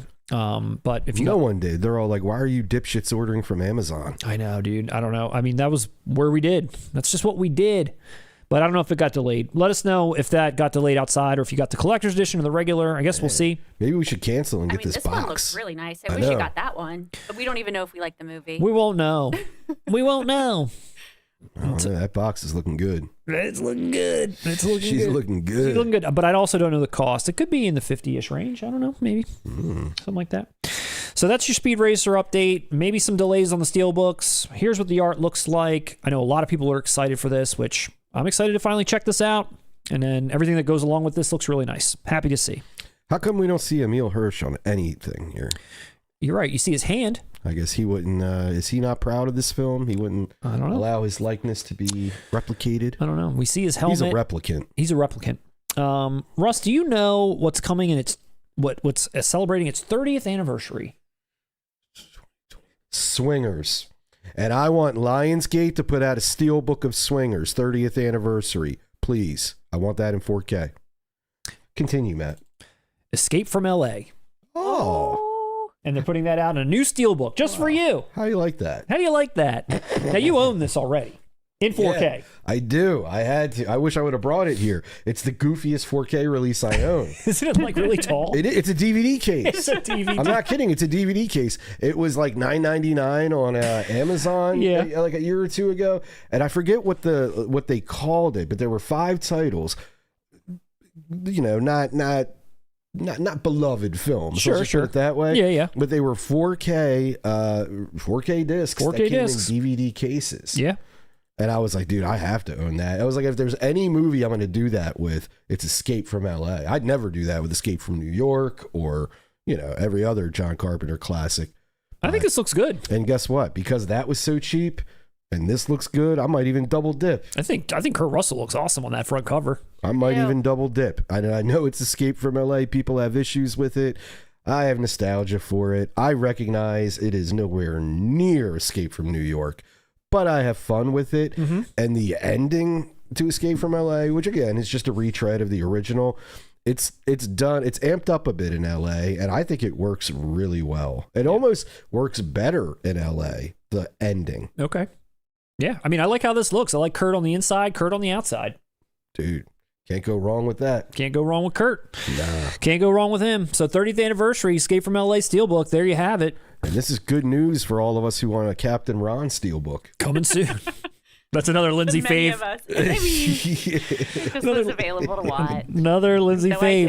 did. All right, here comes another Steelbook coming out in the UK only. No US release as of this time. One that I'm actually really excited about. Not sure if I'm going to pick this one up or just wait.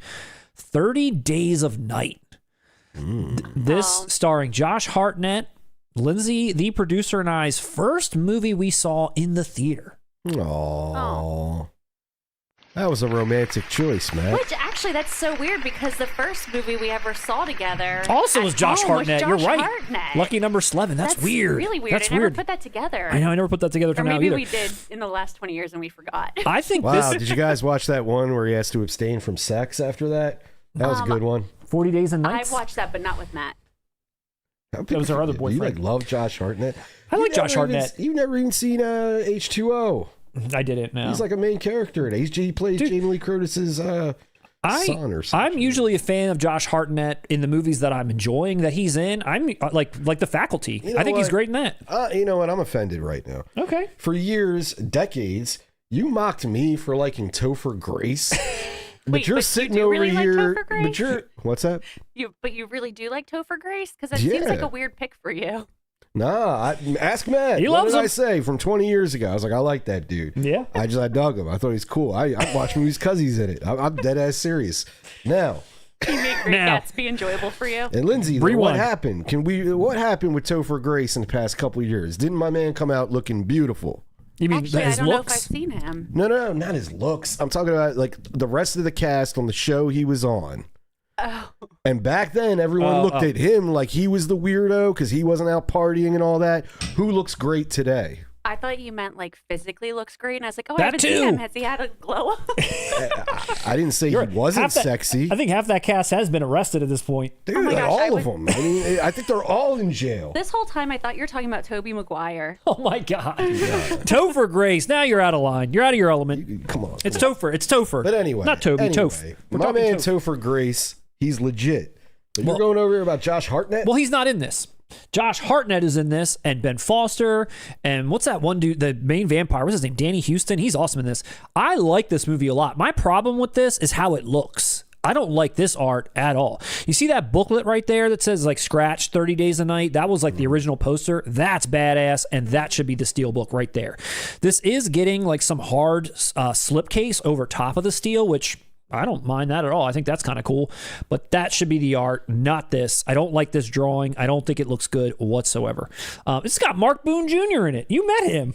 I did.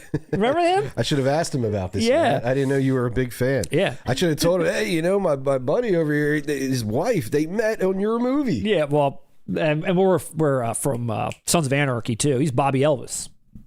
That's what we know him from in that. You know, But Russ. we know that. But dude, this movie I really enjoy as a horror film. I think it's really effective. It's creepy. I've always liked it. I have this on DVD, never upgraded. When I saw this, I was like, yes, finally we're getting, maybe some 4K treatment for this. Icon releasing, which I've never owned anything from. They're UK based only, so it would have to be an import. But I'm gonna wait at this point. I don't like how this looks. I don't like how this looks. Okay. I'm not gonna put my money down on How that. many editions of 30 Days of Night do you think are gonna come down the pipeline? One more at least. We're One gonna more get at something in the least? US. Okay. Chat will tell you. They'll know. I mean, this is your life. This is history of your love, your marriage. He don't give a shit. I'm just kidding. He don't give a shit. I'm just kidding. Wait till Lucky Number 11 comes out. Then I'll buy that in 4K. I like that movie a lot as well. Josh Hartnett collector set. Yeah, that's what we need. We need a box shelf set. just for him. See? And I don't hate Josh Hartnett. I don't. I just thought it was odd. I wasn't expecting you. I like Josh Hartnett's the kind of person I don't expect anyone to be like a super fan of. I'm not a super fan, but Well, he's had kind of. he's had a resurgence lately. And what? Been around I mean, for he's so come back around. long. He kind of like fell out of acting completely. Now he's been in a lot of movies recently. Oh, that's right. He was in that plane movie. He was in Oppenheimer. Was he? Yeah. Well, dude, everybody was in Oppenheimer. And that Yeah, but new, did Josh Hartnett out of the blue in Oppenheimer? That Nickelodeon movie. kid was in Oppenheimer. I'm saying though, they plucked Josh Hartnett out and put him in Oppenheimer. And they plucked Drake and Josh out and put him in Oppenheimer. That's what I just said. I mean, it's not. Drake was in it. Well, I don't know. Was that the show? I got to ask Lindsay. Was that your time? There was some show. And the only reason I know this, the dude did another movie that was actually pretty good called The Whackness. You ever heard of that? Oh, I do know that. Yeah, but that guy, he was on a show, and I believe it was called Drake and Josh and something. Drake. That's for children born in like the 2000s, I think. I thought you were 18. I thought so too. She said What? Did you guys ever watch? I'm gonna guess this is a no, but you guys never watched The Virgin Suicides, did you? Of course we did. That's more our era than yours. Lie. You isn't really it? did? Oh, I never that was the did. first Josh That came Hartnett out- film I ever saw. That came out when I was in high school. I never just saw didn't know it. if it would interest you though. Do you know us at She all? loves making jokes about me being a misogynist and all that, but she doesn't know shit about what I'm into or what I watch or anything like that. God. All right. Well, Josh Hartnett brings all the best out of all three of us. It looks like 30 Days a Night, Steelbook. Don't like what I'm looking at here. I need someone to put something better out, but I'm happy to see it's getting 4K treatment. Great film. Check it out if you haven't gotten it already. Next up, God, the Steelbooks just keep coming. All right. One battle after another. Okay. Have you seen the Steelbook for One Battle After Another? I did. This is it here. There it is. Now, this so far out of all the releases I've seen, and this release rollout has been a little wacky. They haven't used any art that I've seen be put out for this film that I've liked for any of the physical media releases. My favorite one is the one with the daughter shooting the machine gun and Leo's head really big. You know what I'm talking about? That McMean poster. Yeah. That's like my favorite one. They have a floating head scenario for the regular. There's a Steelbook, I think it's in France, that has it's very similar, not similar to this, but it's like the daughter on a white background, like running. And now you have this with the front being Tiana Taylor Perfidia, I think her name is, shooting machine gun, and that's it. I'm not a fan of this. I don't like this really. I don't know. It's just it doesn't capture the movie to me. Oh, it does to me. What Does are you it? talking I about? don't like know. I guess I'm just more of a I don't want to say purist, but like when it comes to a lot of these things, there's key art that comes out that I'm like, I want it to be that. And when it's just like a scene, like it's just like a scene from the trailer, a scene from the movie. I'm going to be honest. When that trailer hit, this was the most striking visual out of everything in the trailer, to be honest. I guess you're right. I mean, it would be funnier if they just put Sean Penn in that checkout line on the cover.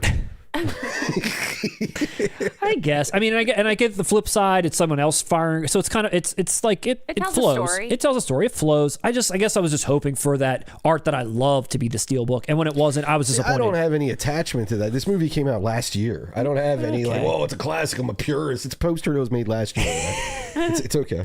It's not. No, but I mean, that is out of any visual in that film. That I don't know.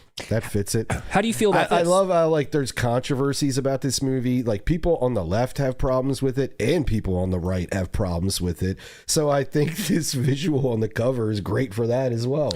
Talk about controversy. How do you feel about this? So the regular edition was fairly bare bones. You would expect that we were just going to get a new case. However, the Steelbook actually has features on it that the original did not. How are you feeling about that? People are not happy about that. I don't think that's what a revolutionary would do. I agree. I think revolutionaries want the people to have control of the means of production and their media. I think it goes against the spirit of this movie. And it's not light either. There's like 3 or 4 things on here, and one of them's like a 50-minute making of. Really? Yeah. Is Sean Penn involved in any of it? I would honestly love don't to see know. Sean Penn talk about And this. correct me if I'm wrong, because I could be speaking out of turn here, but I'm almost positive when I looked at both back and forth that this has features, whereas the regular does not. And it just, to me, was kind of interesting where you never really see that. You get a regular, you get a Steelbook, but it's all the same. It's just what packaging do you want? But this having features that the other one didn't, you're almost forced to buy this if you love this movie and you want all that extra content. Yeah. I mean, traditionally, Paul Thomas Anderson films aren't like overloaded with features most of the time. Even the collector's edition ones aren't compared to others. True. Yeah. So you're not getting this one? I don't know. I really do like this movie and would really be interested in rewatching it. When it comes time for me to rewatch again, I think that's when I'll go to pick it up.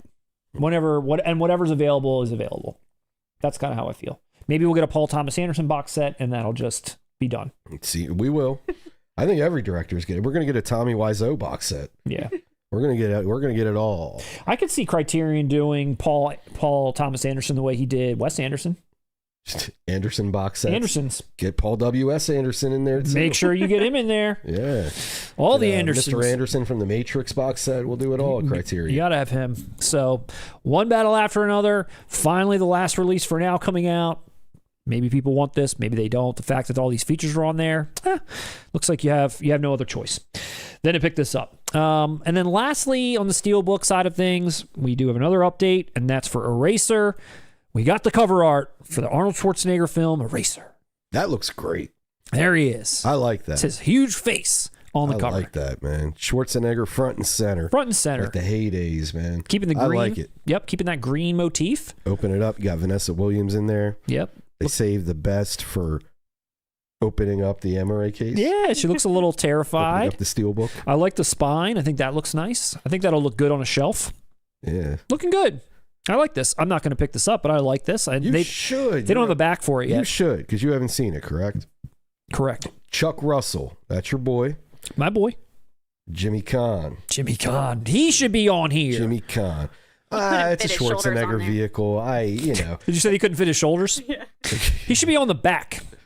I don't know. Maybe With that's what's Schwarzenegger coming. They're still vehicles, he printing off needs the to be shoulders. front and center. Okay. Yeah, but you have them small in the corner. I could have used James Caan maybe like on the stairs of the Capitol building. Say, like, should John Lithgow be on the cover of Cliffhanger?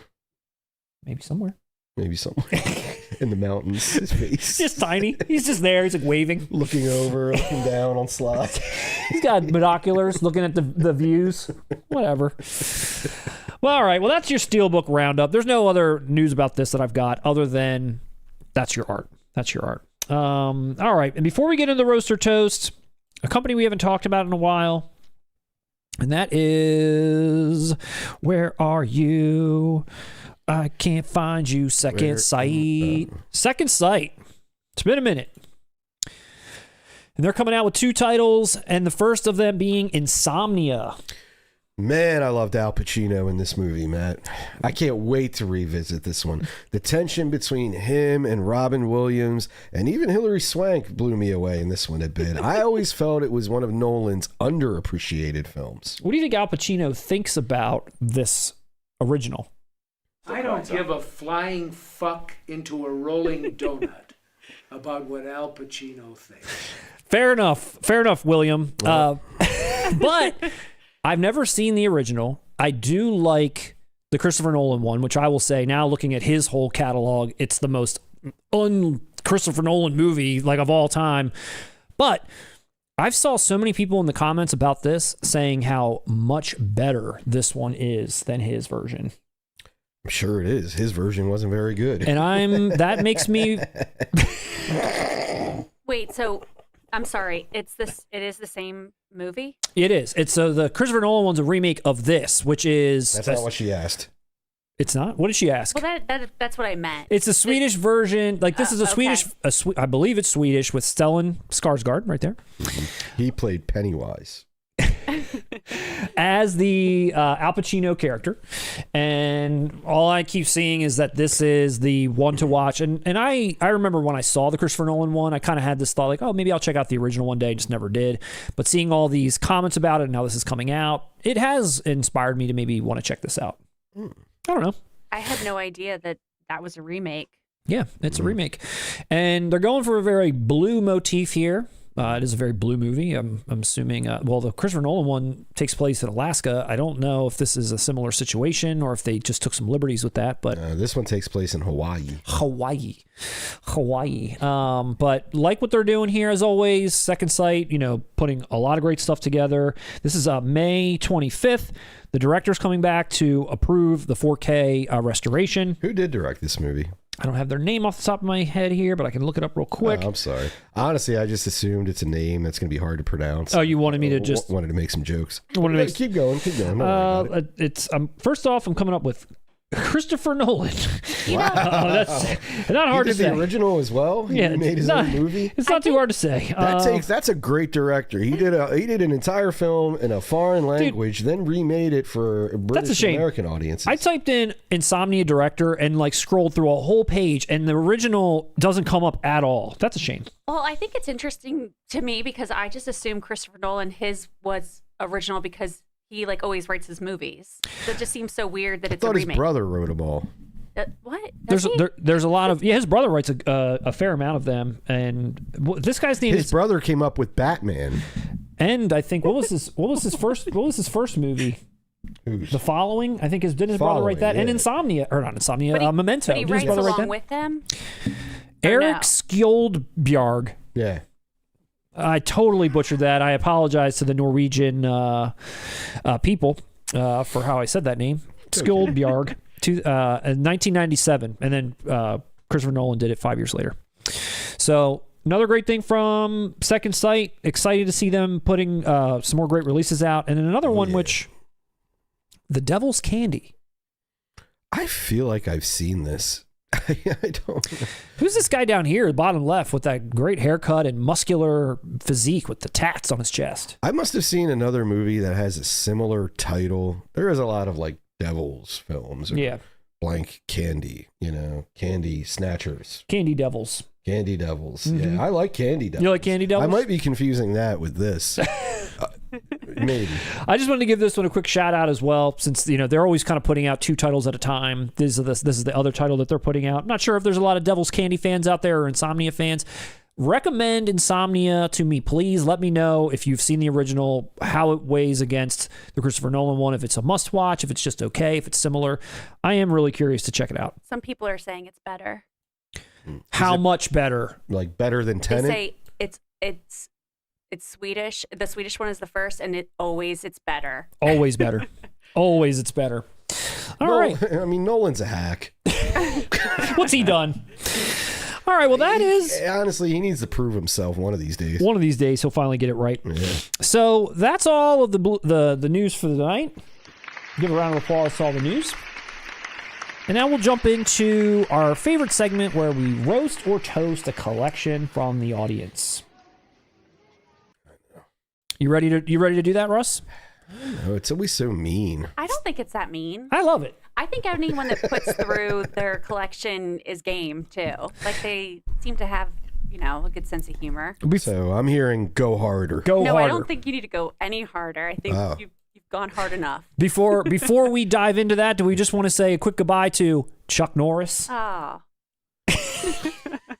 Dude, this picture, I swear to God, when I was looking for something to put up here for Chuck Norris, and I found this picture. Yeah, it's a cover. When he's got a Canadian tuxedo on with his all the way, some people do one button up top. Mm-hmm. He unbuttoned every button.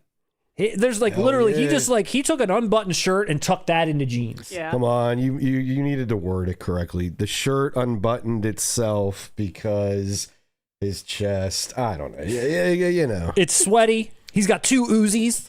Yeah, Dude, come on. Uzis. Dude, this is awesome. I saw, rest in peace to Chuck, but one of those, I'm going to butcher it, but it was something like at the ripe old age of, whatever, 86, cancer died of Chuck Norris or something. I was like, classic. Nah, yeah, it's legend.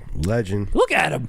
Hey, dude, he's a legend. Hell yeah. And Lindsay, she's got a huge affinity for Chuck I Norris. mean, I did when I was younger. I don't know about him Really? these days. Walker, Texas Ranger was her and her family's favorite show. It was. I watched it every Saturday night. Every Saturday There you night. go. Rest in peace to Walker. Mine was Dr. Quinn Medicine Woman. I liked Xena Warrior Princess. What was China Beach? China Beach. China Beach. Sisters. I know China you like Beach. Sisters. I remember that Lindsay shit. was blown away. I remember you were blown away that I knew that show. I didn't Sisters. know anyone remembered that movie, and I was shocked you were the one person that. No, it was a TV show. Show. Yeah. The movie, I mean, The that would be Palmas crazy. Sisters. That's a great movie. Well, I wanted to Lucy say goodbye to Kurtz. Chuck. You missed Xander from Buffy. Oh yeah, I don't What? give a shit about Buffy. Okay, well I anyway, like Buffy. Yeah, Xander died? He died. Xander died. Yeah. How did he die? They're not What? really saying, I don't think. Yeah, they didn't say. Or not that I've seen He looked yet. very ill in a lot of the pictures they were showing, so maybe he had some. Wait, that's weird. So we had Michelle Trachtenberg I and now know. Xander. I Yeah, know. it's a Wow. Buffy curse. There are 2 super chats. Can we do those Oh before yeah, we before get all right, to... well let's do the super chats Look at that, before we man. I go. like Buffy. You knew that. Did I? Okay, Yeah, you knew that. forgot. Sorry. Your wife threw you under the bus. Thanks a lot. You knew All right, who do we got? All right. Richard Curtis, 7905. Richard Curtis, 7905. Thank you so much for the £5 super chat. Dinner in America is on YouTube to watch for free. It's very punk, full of non-PC insults and humor. Didn't Richard mention that? I was about to say, why am I familiar with this title? I feel Richard. like somebody else has either told me or told us that we would enjoy this film. Richard, was that you that brought that up the last time, or maybe someone else did? Because it was maybe on the last stream or 2 ago. Someone said to check out Dinner in America, and I'm not super familiar with it. Maybe it was on a comment on a video, but YouTube to watch for free. We'll have to definitely type that in and check it out and see what it's all about. Dinner in America. Sounds fun. You mean punk is in the music or just like spirit? The feel of it. Yeah. Let us know. Thank I'm you, intrigued Richard. by that. Thanks for the shout out and for repping Dinner in America to the chat. Let them check it out too. Thank you, Rich. And then we've Awesome. got Mikey Van B. Mikey Van B, also thank you for the £5 super chat. Have you guys seen the upcoming Rambo pre-order? All 5 films, fully uncut, Dolby Vision, Dolby Atmos, and all available features.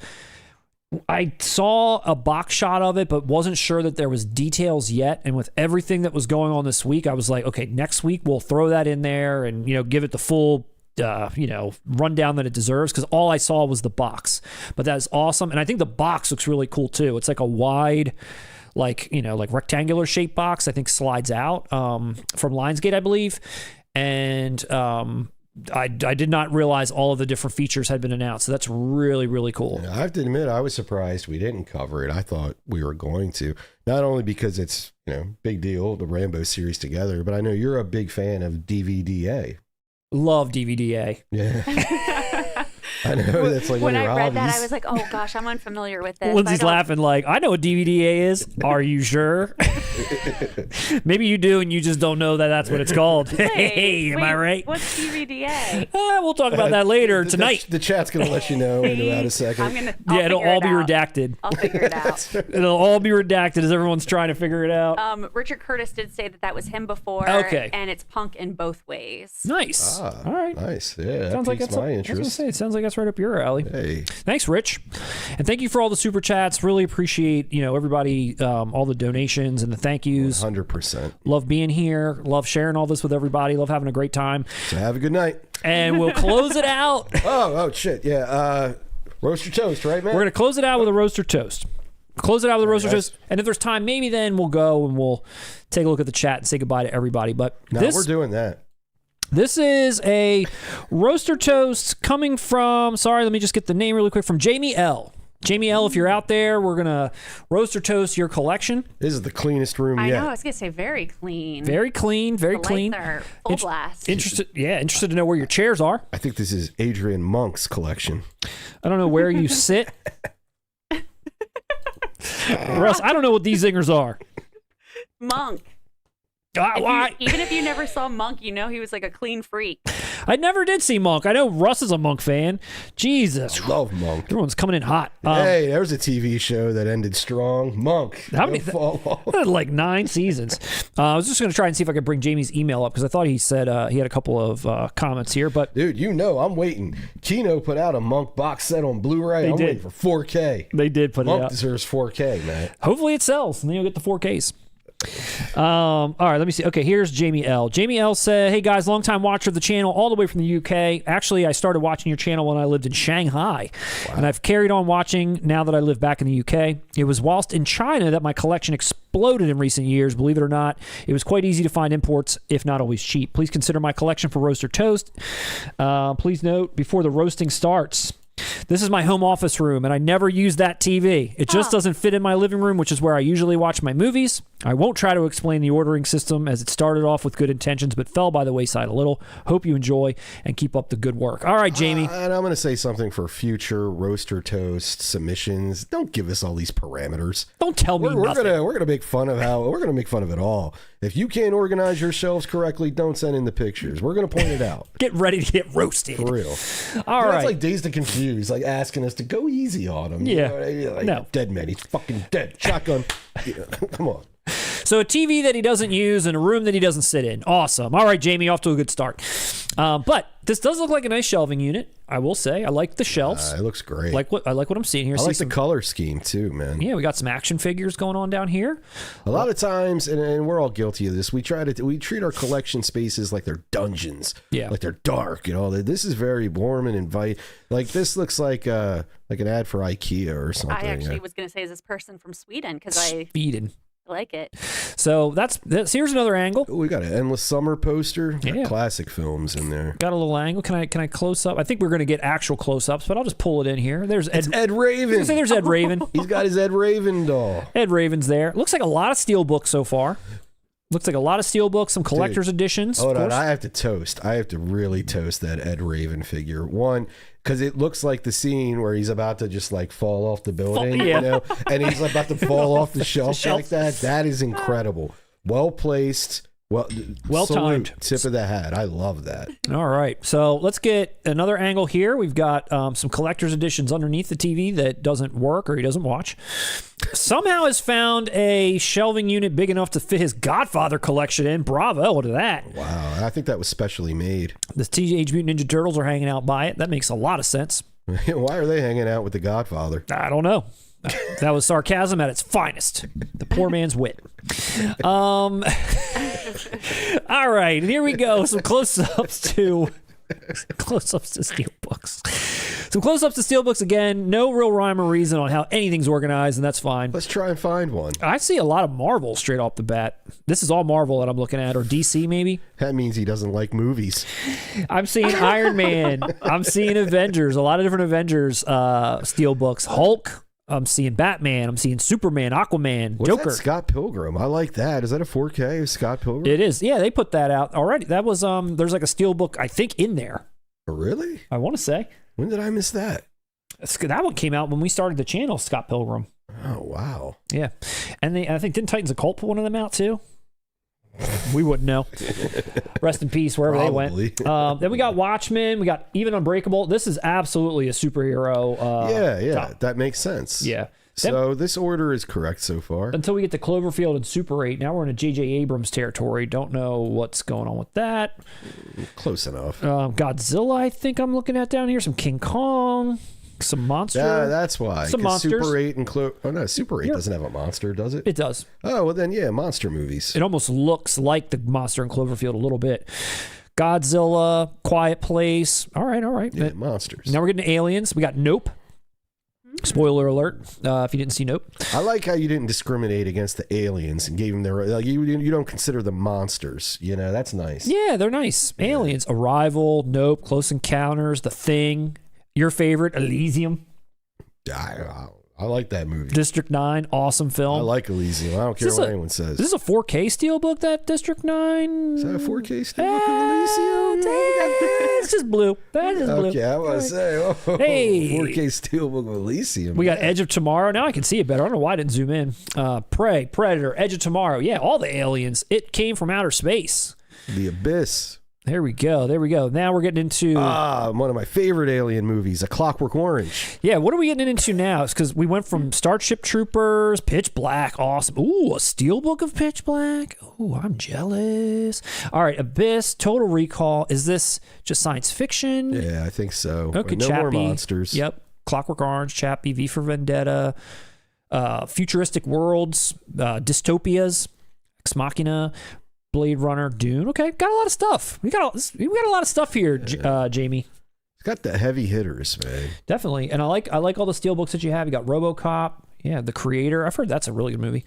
All right, let me go down to the next one, next level. Oh wait, this is the next level. This is a duplicate. Jamie, come on, let's get with it here. Backup copies. Yeah, that's older shelf of backup copies. All right, what are we looking at now? We got aliens, zombies. Horror. Okay, monster movies. Oh yeah, he's got what? Nightmare on Elm Street. I don't know. Are they monsters? What's The Shining doing in there then? I don't know. Is it just horror? I feel like it's all Horror, like a maybe. creature or a monster, like Freddy Krueger or Nick Cage and Longlegs. Yeah. Well, Carrie. I don't know. We got Yeah, maybe it's just Hereditary. horror. Alex Garland's Men, underappreciated. I don't Love think that I've seen one. that on anyone's shelves yet. Yep, that's awesome. Have we? You'll see it on mine. Great flick. Great flick. You got a Star Wars Steelbook collection down here. Looks like they're blues. A lot of blues. And 4Ks too. A bit of both. We got a bit of both. You got Ready Player One. Okay. Why? Here's his Beverly Hills Cop, Russ. And 2. I don't see 3. Oh, He didn't get the collection. yeah. Give it up. Give me that real round of applause. Where's that? There it is. That's a man of taste. It's a man of knows taste. what's up. He knows what's happening. We got Top Gun Maverick, of course. Absolutely. We got the Raid and the Raid 2. I don't know that you've got the 4Ks there, buddy. We don't have a 4K Raid 2. We have a 4K Raid. Kill Bill 1 and 2, Kickboxer, Man of Taste, obviously. Obviously. Reservoir Dogs, Clio award-winning Steelbook. Obviously. I mean, they practically that release defined the Clio Award for generations to come. He wrote the book. Oh yeah. There it is. Point Break steel. All right. A lot of steels. Jamie, tell us, when did you start becoming quite the Steelbook collector? Looks like that's your favorite. Your Clearly a Steelbook fan. big Steelbook fan. Now what are we looking at? Are these crime dramas? Gone Baby Gone, Leon. What's it say? The Foxcatcher. Mm-hmm. Maybe these are dramas. Nightcrawler, Training Day. Yeah, crime drama maybe. Fight Club. I don't know. The Limey. What do people think? I'd love to hear the audience's take on what the hell's going on here. The Limey? The Limey? So far, nothing too much to roast. Maybe, but a lot to toast. But definitely. Yeah, there's a lot of great releases. I can't lie. Oh man. What I'm going to want to see, though, is what you're watching this on. Don't send a picture of a television that doesn't work. Flip that camera around and let's see where you're putting these babies on. That's what I want to see. Hell or High Water, great flick. That was a Lionsgate slide down deal, I think. Best Buy. I think you're right. Yep. Nightmare Alley, Willow. All right. Do the Right Thing, Steel. Yeah, he's got some Spike. He had Black Klansman over there. Yeah, looking good. Gran Torino. You got a lot of classics. I'm not going to lie. Everything really I'm do. looking at here is a lot of classics. modern classics. Yeah, for sure. Barry Lyndon Steelbook down here, Russ. Wow. All right, see what's this category? Old school. Oh, he's got like Scorsese, gangster. What are these? That's gangster over here to the right. I was gonna say this is some Or sort no, of plastic dividers. Oh, yeah. Now we're dividing was stuff. Right. He was right. This makes no sense. What does Dirty I think Harry? when he does this, he's blindfolded. What does Dirty Harry, Scarface, Casino, Duel, and Gandhi have to do with each other? Does anyone know? Well, Gandhi's one of my favorite gangster flicks. Everyone knows that. Cool Hand Luke, Color Purple, Phantom Thread. There you go. Probably the best movie I've ever seen about sewing dresses. I think he's the only person that ever saw Babylon. Or so House of Gucci. good for him. House of Gucci too. The only person that watched or bought House of Gucci or Babylon. Roasted. I grew up on it. Classic. Elephant Man, Studio Canal, and Catch Me If You Can. I still haven't picked that up. Wolf of Wall Street. Roasted Steel. myself. You got roasted, Russ. You've been roasted. All right, now we got down here. We got some more steals, and wow, look at this Kino selection. Hey, look, he's got a figure of Bill Hader. Get it? Didn't Bill Hader do the voice of that little R2D2 ripoff? Did he? I looked that up. Yes, What's BB-8 in Rogue One? Yeah. BB-8 voice? Does it have a voice? I thought it just made 4K beeps. King. Look it up. If I'm incorrect, then I am not a 4K King, Matt. The voice of BB-8 in Star Wars: The Force Awakens was created by comedians Bill Hader and Ben Schwartz. Thank you. Wow, who were credited as vocal consultants. They improvised sounds and phrases that director J.J. Abrams manipulated through a talk box attached to an iPad app to create the droid's distinct emotional beeps and bloops. Roasted. I just taught you something about your own toy. All the bleeps and bloops. He did the bleeps and bloops. He did the bleeps Dude, and when I bloops. saw Rogue One, I was like, these bleeps and bloops sound familiar. That's got to be Bill Hader. It's got to be. All right. Lindsay, how are we looking on time? Is the pizza here? The pizza's in route. Pizza's en route. All right, we got plenty of time, folks. I love how see, when it comes to like putting all of your films in order by studio, some just kind of mess up with their sizes and their shapes, and that's what really pisses me off. But Kino Lorbers are awesome. I love how they all line up perfectly. I love how it's a black slip, but they use the original title treatment on every single one. It's not like I was on the case itself. It's usually just like white text, but they use the title treatment on all these. That reminds me of like pulling VHSs out or something. Like that just looks great. It does. I like Every how that now looks. and again, they'll switch it up though. Yeah. And that really gets irritating, Matt. Yeah. If I you like don't how the know. E24s look. Sorry, Russ. No, it's okay. Talk over me anytime. I just got really Talk over me anytime. Flew out of my mouth. Talk over me anytime. Hey, yeah, he's got the Nicole Kidman got the baby girl. drinking out of the saucer of milk movie. And The Brutalist, which I kind of wanted to see until I found out it was how long it was. But no, dude, and all these Kinos are great. These are all great titles. You know what we didn't cover that I'm excited about is 10 till midnight or whatever. 10 till The midnight? Charles Bronson one, man. Oh, yeah. That movie's awesome, dude. I never saw that. Out of sight, Russ. Yeah, I like Out of Sight. Out of sight. Or wait, no, I don't. I can't stand George Clooney anymore. Yeah, you. I'm sorry. that's I it. don't like Out of Sight anymore. So I form all of my opinions on art based on how I feel about the person. here's a roast. He's got the Dollars trilogy, but they're out of order. Roasted. If someone's going to roast me because my Lord of the Rings trilogy DVDs weren't in the right order, you're getting roasted. For real. Come on, were, You loser. Richard Curtis pointed out that their Mission Impossible wasn't in chronological order either. Roasted again. Maybe you pulled him out to watch, put it back in, and you know. And someone pointed out that he's got Jaws 2, but no Jaws 1. That's a huge roast. That was Jay Donnelly, 4722. Jamie, you better come correct on that. They're probably just watching it before summer gets started. Maybe. Yeah, maybe on display somewhere. Or maybe he's just an idiot and likes Jaws 2 more than... who knows? Let's see what other steals he's got. Oh, God. Let's see what other steelbooks. Come on. Let's see what other God. steelbooks he's got. Hey, Lindsay, is the pizza here? Interesting. Now for the Western category. Wait, Matt, I know it's a little pixelated, but we all know. This comment was for you. This came in like 5 minutes So ago. far, no Silverado toast. Leonard Smalls, none of your business coming in. 310 to Yuma. Here's my impression of Matt. All right, we got to get through. We got a lot of news to cover tonight, a lot of announcements. We're going to try and get through it all, okay? We're going to check in with the chat. Okay. So, zoom in here. Boom. Come on, man. 310 to Yuma. Come on. Classics. Tombstone. Classic. Silverado. Classic. A lot of great Yeah. Keep it moving. Come on. Westerns. We got the Rocky collection. We got them all there. Look, right next to his Hateful Eight even. Wow. Unforgiven. It's Silverado belongs. We got Rudy Steel. Look, all the great steals over here. These are all a lot of Sony steals, I think. Wow. Someone... Dude, he's got a Doors Steelbook. I'm sorry. Is that Somebody... 4K? I think it's blue. Yeah, it's just the blue. So many people are like, stop bringing up Silverado. I can't. The fans are out there. What do you want from me? I picked these solely based on who's got Silverado in their collection. Lindsay, our only choice left is awkward silence. Just remain quiet. I'll stop. That does work with him, actually. We got a lot of. We got the Leica steels. Awesome. Oh, those are cool. They look nice together. I Dude, didn't realize that. They do. Are these the 4Ks or the blues? They're 4Ks. All right. Toasted right next to Ed Raven. Here is my Leica collection. Nice. Can't Get a little rain all closer the to the time when ledge. you watch Coraline. And then just to, I think, wrap up here, we got a lot of animated stuff. All of it. See, we got Frozen, we got Minions, we got Toy Story, we got Coco, we got Toy Story 4 roasted. It ends at 3, pal. What's that? The political thriller section? Down here, yeah, this is Toy the Story. yeah, Toy Story 4 political thriller. It's right on the cusp of like a Manchurian Candidate remake.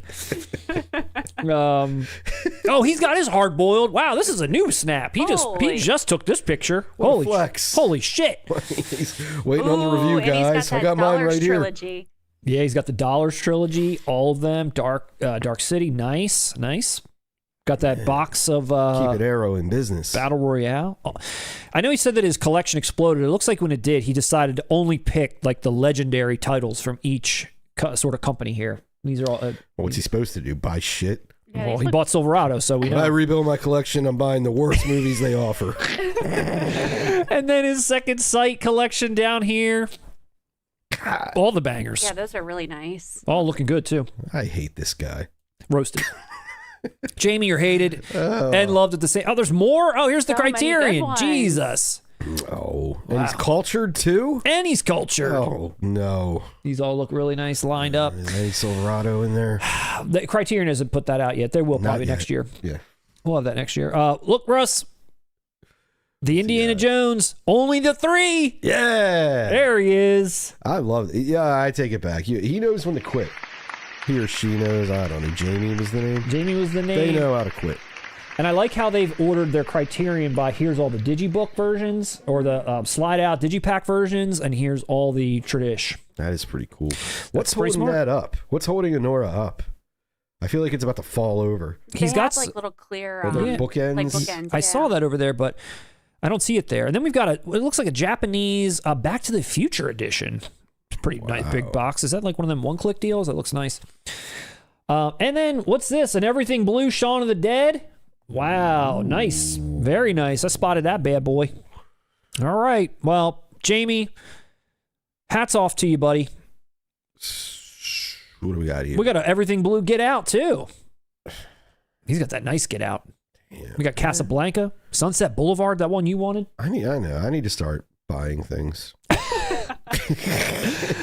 Stay Puft Marshmallow Man's like, don't look over here. Dude, is that the one you played with as a child? Like, where did that come from? Yeah, dude, that's So pretty cute. awesome. It is. Well, great collection overall. The Beatles are He's here. got the Beatles. The Beatles are next to Rambo. I'm gonna roast them. What's that? Yellow Submarine Beatles? Yeah, That's goofy. Ringo sang that. Get out of here. looks like it. We got the biggest set of Argo I've ever seen in my Wow. life. What comes in there? Ben Affleck's All the refugees. the literal refugees. I got nothing. I tried to get something, but nothing came out. Yeah, no Iran jokes are funny right now. Yeah, it's not good. And then one Lone Vinegar Syndrome, and if you're going to only buy one, that's not a bad one to buy. You know what's funny? I missed the 007 on that spine and just read that as the Daniel Craig collection. And I was like, what is that? How many Daniel Craig movies the are Daniel there? Craig collection. Yeah. Well, my friend, thank you for everything. Thanks for sending that in. Yeah, get a TV. That was great. Let's get a follow-up so we can see what's on the other side of this collection. Zoom in on we've that got. trash on the side. Time to get roasted. Yeah, what is that? What is that? Is that wrapping paper? Yeah, we got some wrapping paper. What the fuck is this, man? Is that a Vin Diesel cutout from, that looks like Vin Diesel from Pitch Black. Am I wrong? Well, you would know. I would I'm gonna know. say you're right. Talk to me, baby. All right, one last goodbye to the chat before we get the hell out of here. We'll just scroll up real quick. Just go through the middle. See, Pennywise in the Thor films. Let's see. Terrible cover for One Battle After Another. Patronizing to the audience. I get the impression they think they're blowing our mind with that image, and they are not, said Jay Donnelly. Dang. Dang, that's rough. This movie is divisive. It is very divisive. I like it. It's funny to me. I don't. The only reason it divided me was on the thing where it's like Paul Thomas Anderson's best film yet. Wrong. Like that divided me. Incorrect. Dude, it ain't even in his top 3. Incorrect. Paul W.S. Anderson now. I don't know. Mortal Kombat might even be better than One Battle After Another, Matt. It was overhyped when all is said and done. And we know what everyone involved is capable of. That's what the thing is. We're all comparing it to Boogie Nights, Magnolia, There Will Be Blood. We all know it's, you know. Q Branch MI6 said Robin Williams is creepy bad guy surprisingly well. He does, man. Let's get a 1 hour photo 4K. That's pretty wild. Mark Romanek's 1 hour photo. The guy who directed Pearl Jam's Jeremy. You're flexing on me right now, Russ, with all your music video director knowledge. He co-directed it with Lassie Holstrom. Lassie. Back to Lassie. But then he fell down in a well, and Lassie directed. That's why Pearl Jam never made music videos ever again. I don't know, dude. Dickie Holmes said, one time Chuck Norris roundhouse kicked a horse in the head. That species is now known as the giraffe. Josh Waller got redacted because he was talking about DVDA. Stop it, Josh Waller. I did look it up. Oh, my God. I'm not sure I understand the logistics of it. Not many people do. But it's a thing. It's out there. What's the success rate when you offer that? Is it like 60-40? Maybe. Yeah. Yeah, it's probably difficult to kind of maneuver. Yeah, I can't even picture. I mean, it's tough for the men. It's tough for the women. It's tough for one woman. Well, women that are doing it. I meant plural, but it's tough for the woman to take. It's tough for the men to figure out. I mean, it's hard. We can stop glazing this subject. Let's stop glazing. Yeah, no more. We're glazing this a bit much. We're glazing the DVDA talk. DVDA. Like the Shaw Brothers there. Yeah, and everybody's glazing Jamie's collection here. Look at all this. Look at all this. It really is good. Can somebody send in a shitty collection? We got to roast something at some point. Someone did ask, how do you submit a collection? What a great question. How do you submit? It's this new thing called email. It's an email address here. I'll just fire it up here real quick for the people. Let's just take this down so everyone can see it there. Oh, that's not it either. Nope, that's not it. Boom, there it is. Okay, That's how you get in touch with us. You could send us something at 4K Kings, 4 Peddlers Row, unit number 234, Newark, Delaware, 19702, or our email 4kkingsyt@gmail.com. Or call us toll free 1-800 your 4K Kings. 4K Kings. 1-800-collect. Remember that shit? Remember all those like 1-800 like collect numbers that was like a thing. Collect for like calls, man. I remember that. But it was like all those services. They all had commercials. The commercials about them. 1-800-collect. Yeah, that bald dude or there was a bunch. What was Carrot that Top had one. Had a baby, it's a boy. We had a baby, eats a boy. Russ doesn't remember it. Russ was too busy watching rated R films. Rated R. He didn't see commercials. Blu-ray Bunghole said, I have that same Ed Raven figure. And Jay Donnelly said, Honora did fall over when I actually watched it. Overrated. Ooh, overrated. I don't see Jamie in the chat, so he can't defend himself on any of this stuff. He's scared. He's yellow. He's yellow. Eric Otto, what did I miss? How many Silverado references? Well, you'll make number 5 on the Silverado references. We're going to have a meeting after this live stream. I don't think Matt's realizing. Cycle. Yeah. It's not a meeting, an intervention. You know, I will say when we went through these before to pick, if that was in there, I automatically was like, I got to throw it in just for a laugh. I didn't even see it this time until we just looked. Yeah. Usually, if Sliver's in there or Silverado's in there, it gets selected. You just happen to stumble across it live here. So when you zoomed into the upper left hand of the screen, you just, whoa, look at there. If you want your collection roasted or toasted, send it here at this email, but also make sure you've either bought Silverado or Sliver, and you'll definitely get selected. Or just put like painter's tape over the title, remove it from the shelf, throw it in the bin. All that being said, set it on fire. I want to thank everyone for joining us tonight. It's been a blast. Russ, I had a great time. I had a great time with you and all of our friends as well. And you too, Lindsay. Lindsay, had a great time with you as well. Thank you. Had a great time. Thank you, guys. Thank you for everything you're doing in there. Keeping this show running as we're out here just flailing, hoping for the best. That we are. And we will be back in 2 weeks' time at the same time slot, Tuesday, 4:30. Don't forget, next week we'll have our video titled The Death of Mid-Budget Films, Cinema, Movies. You'll see. With a little bit of, it's sad, but maybe a little bit of hope.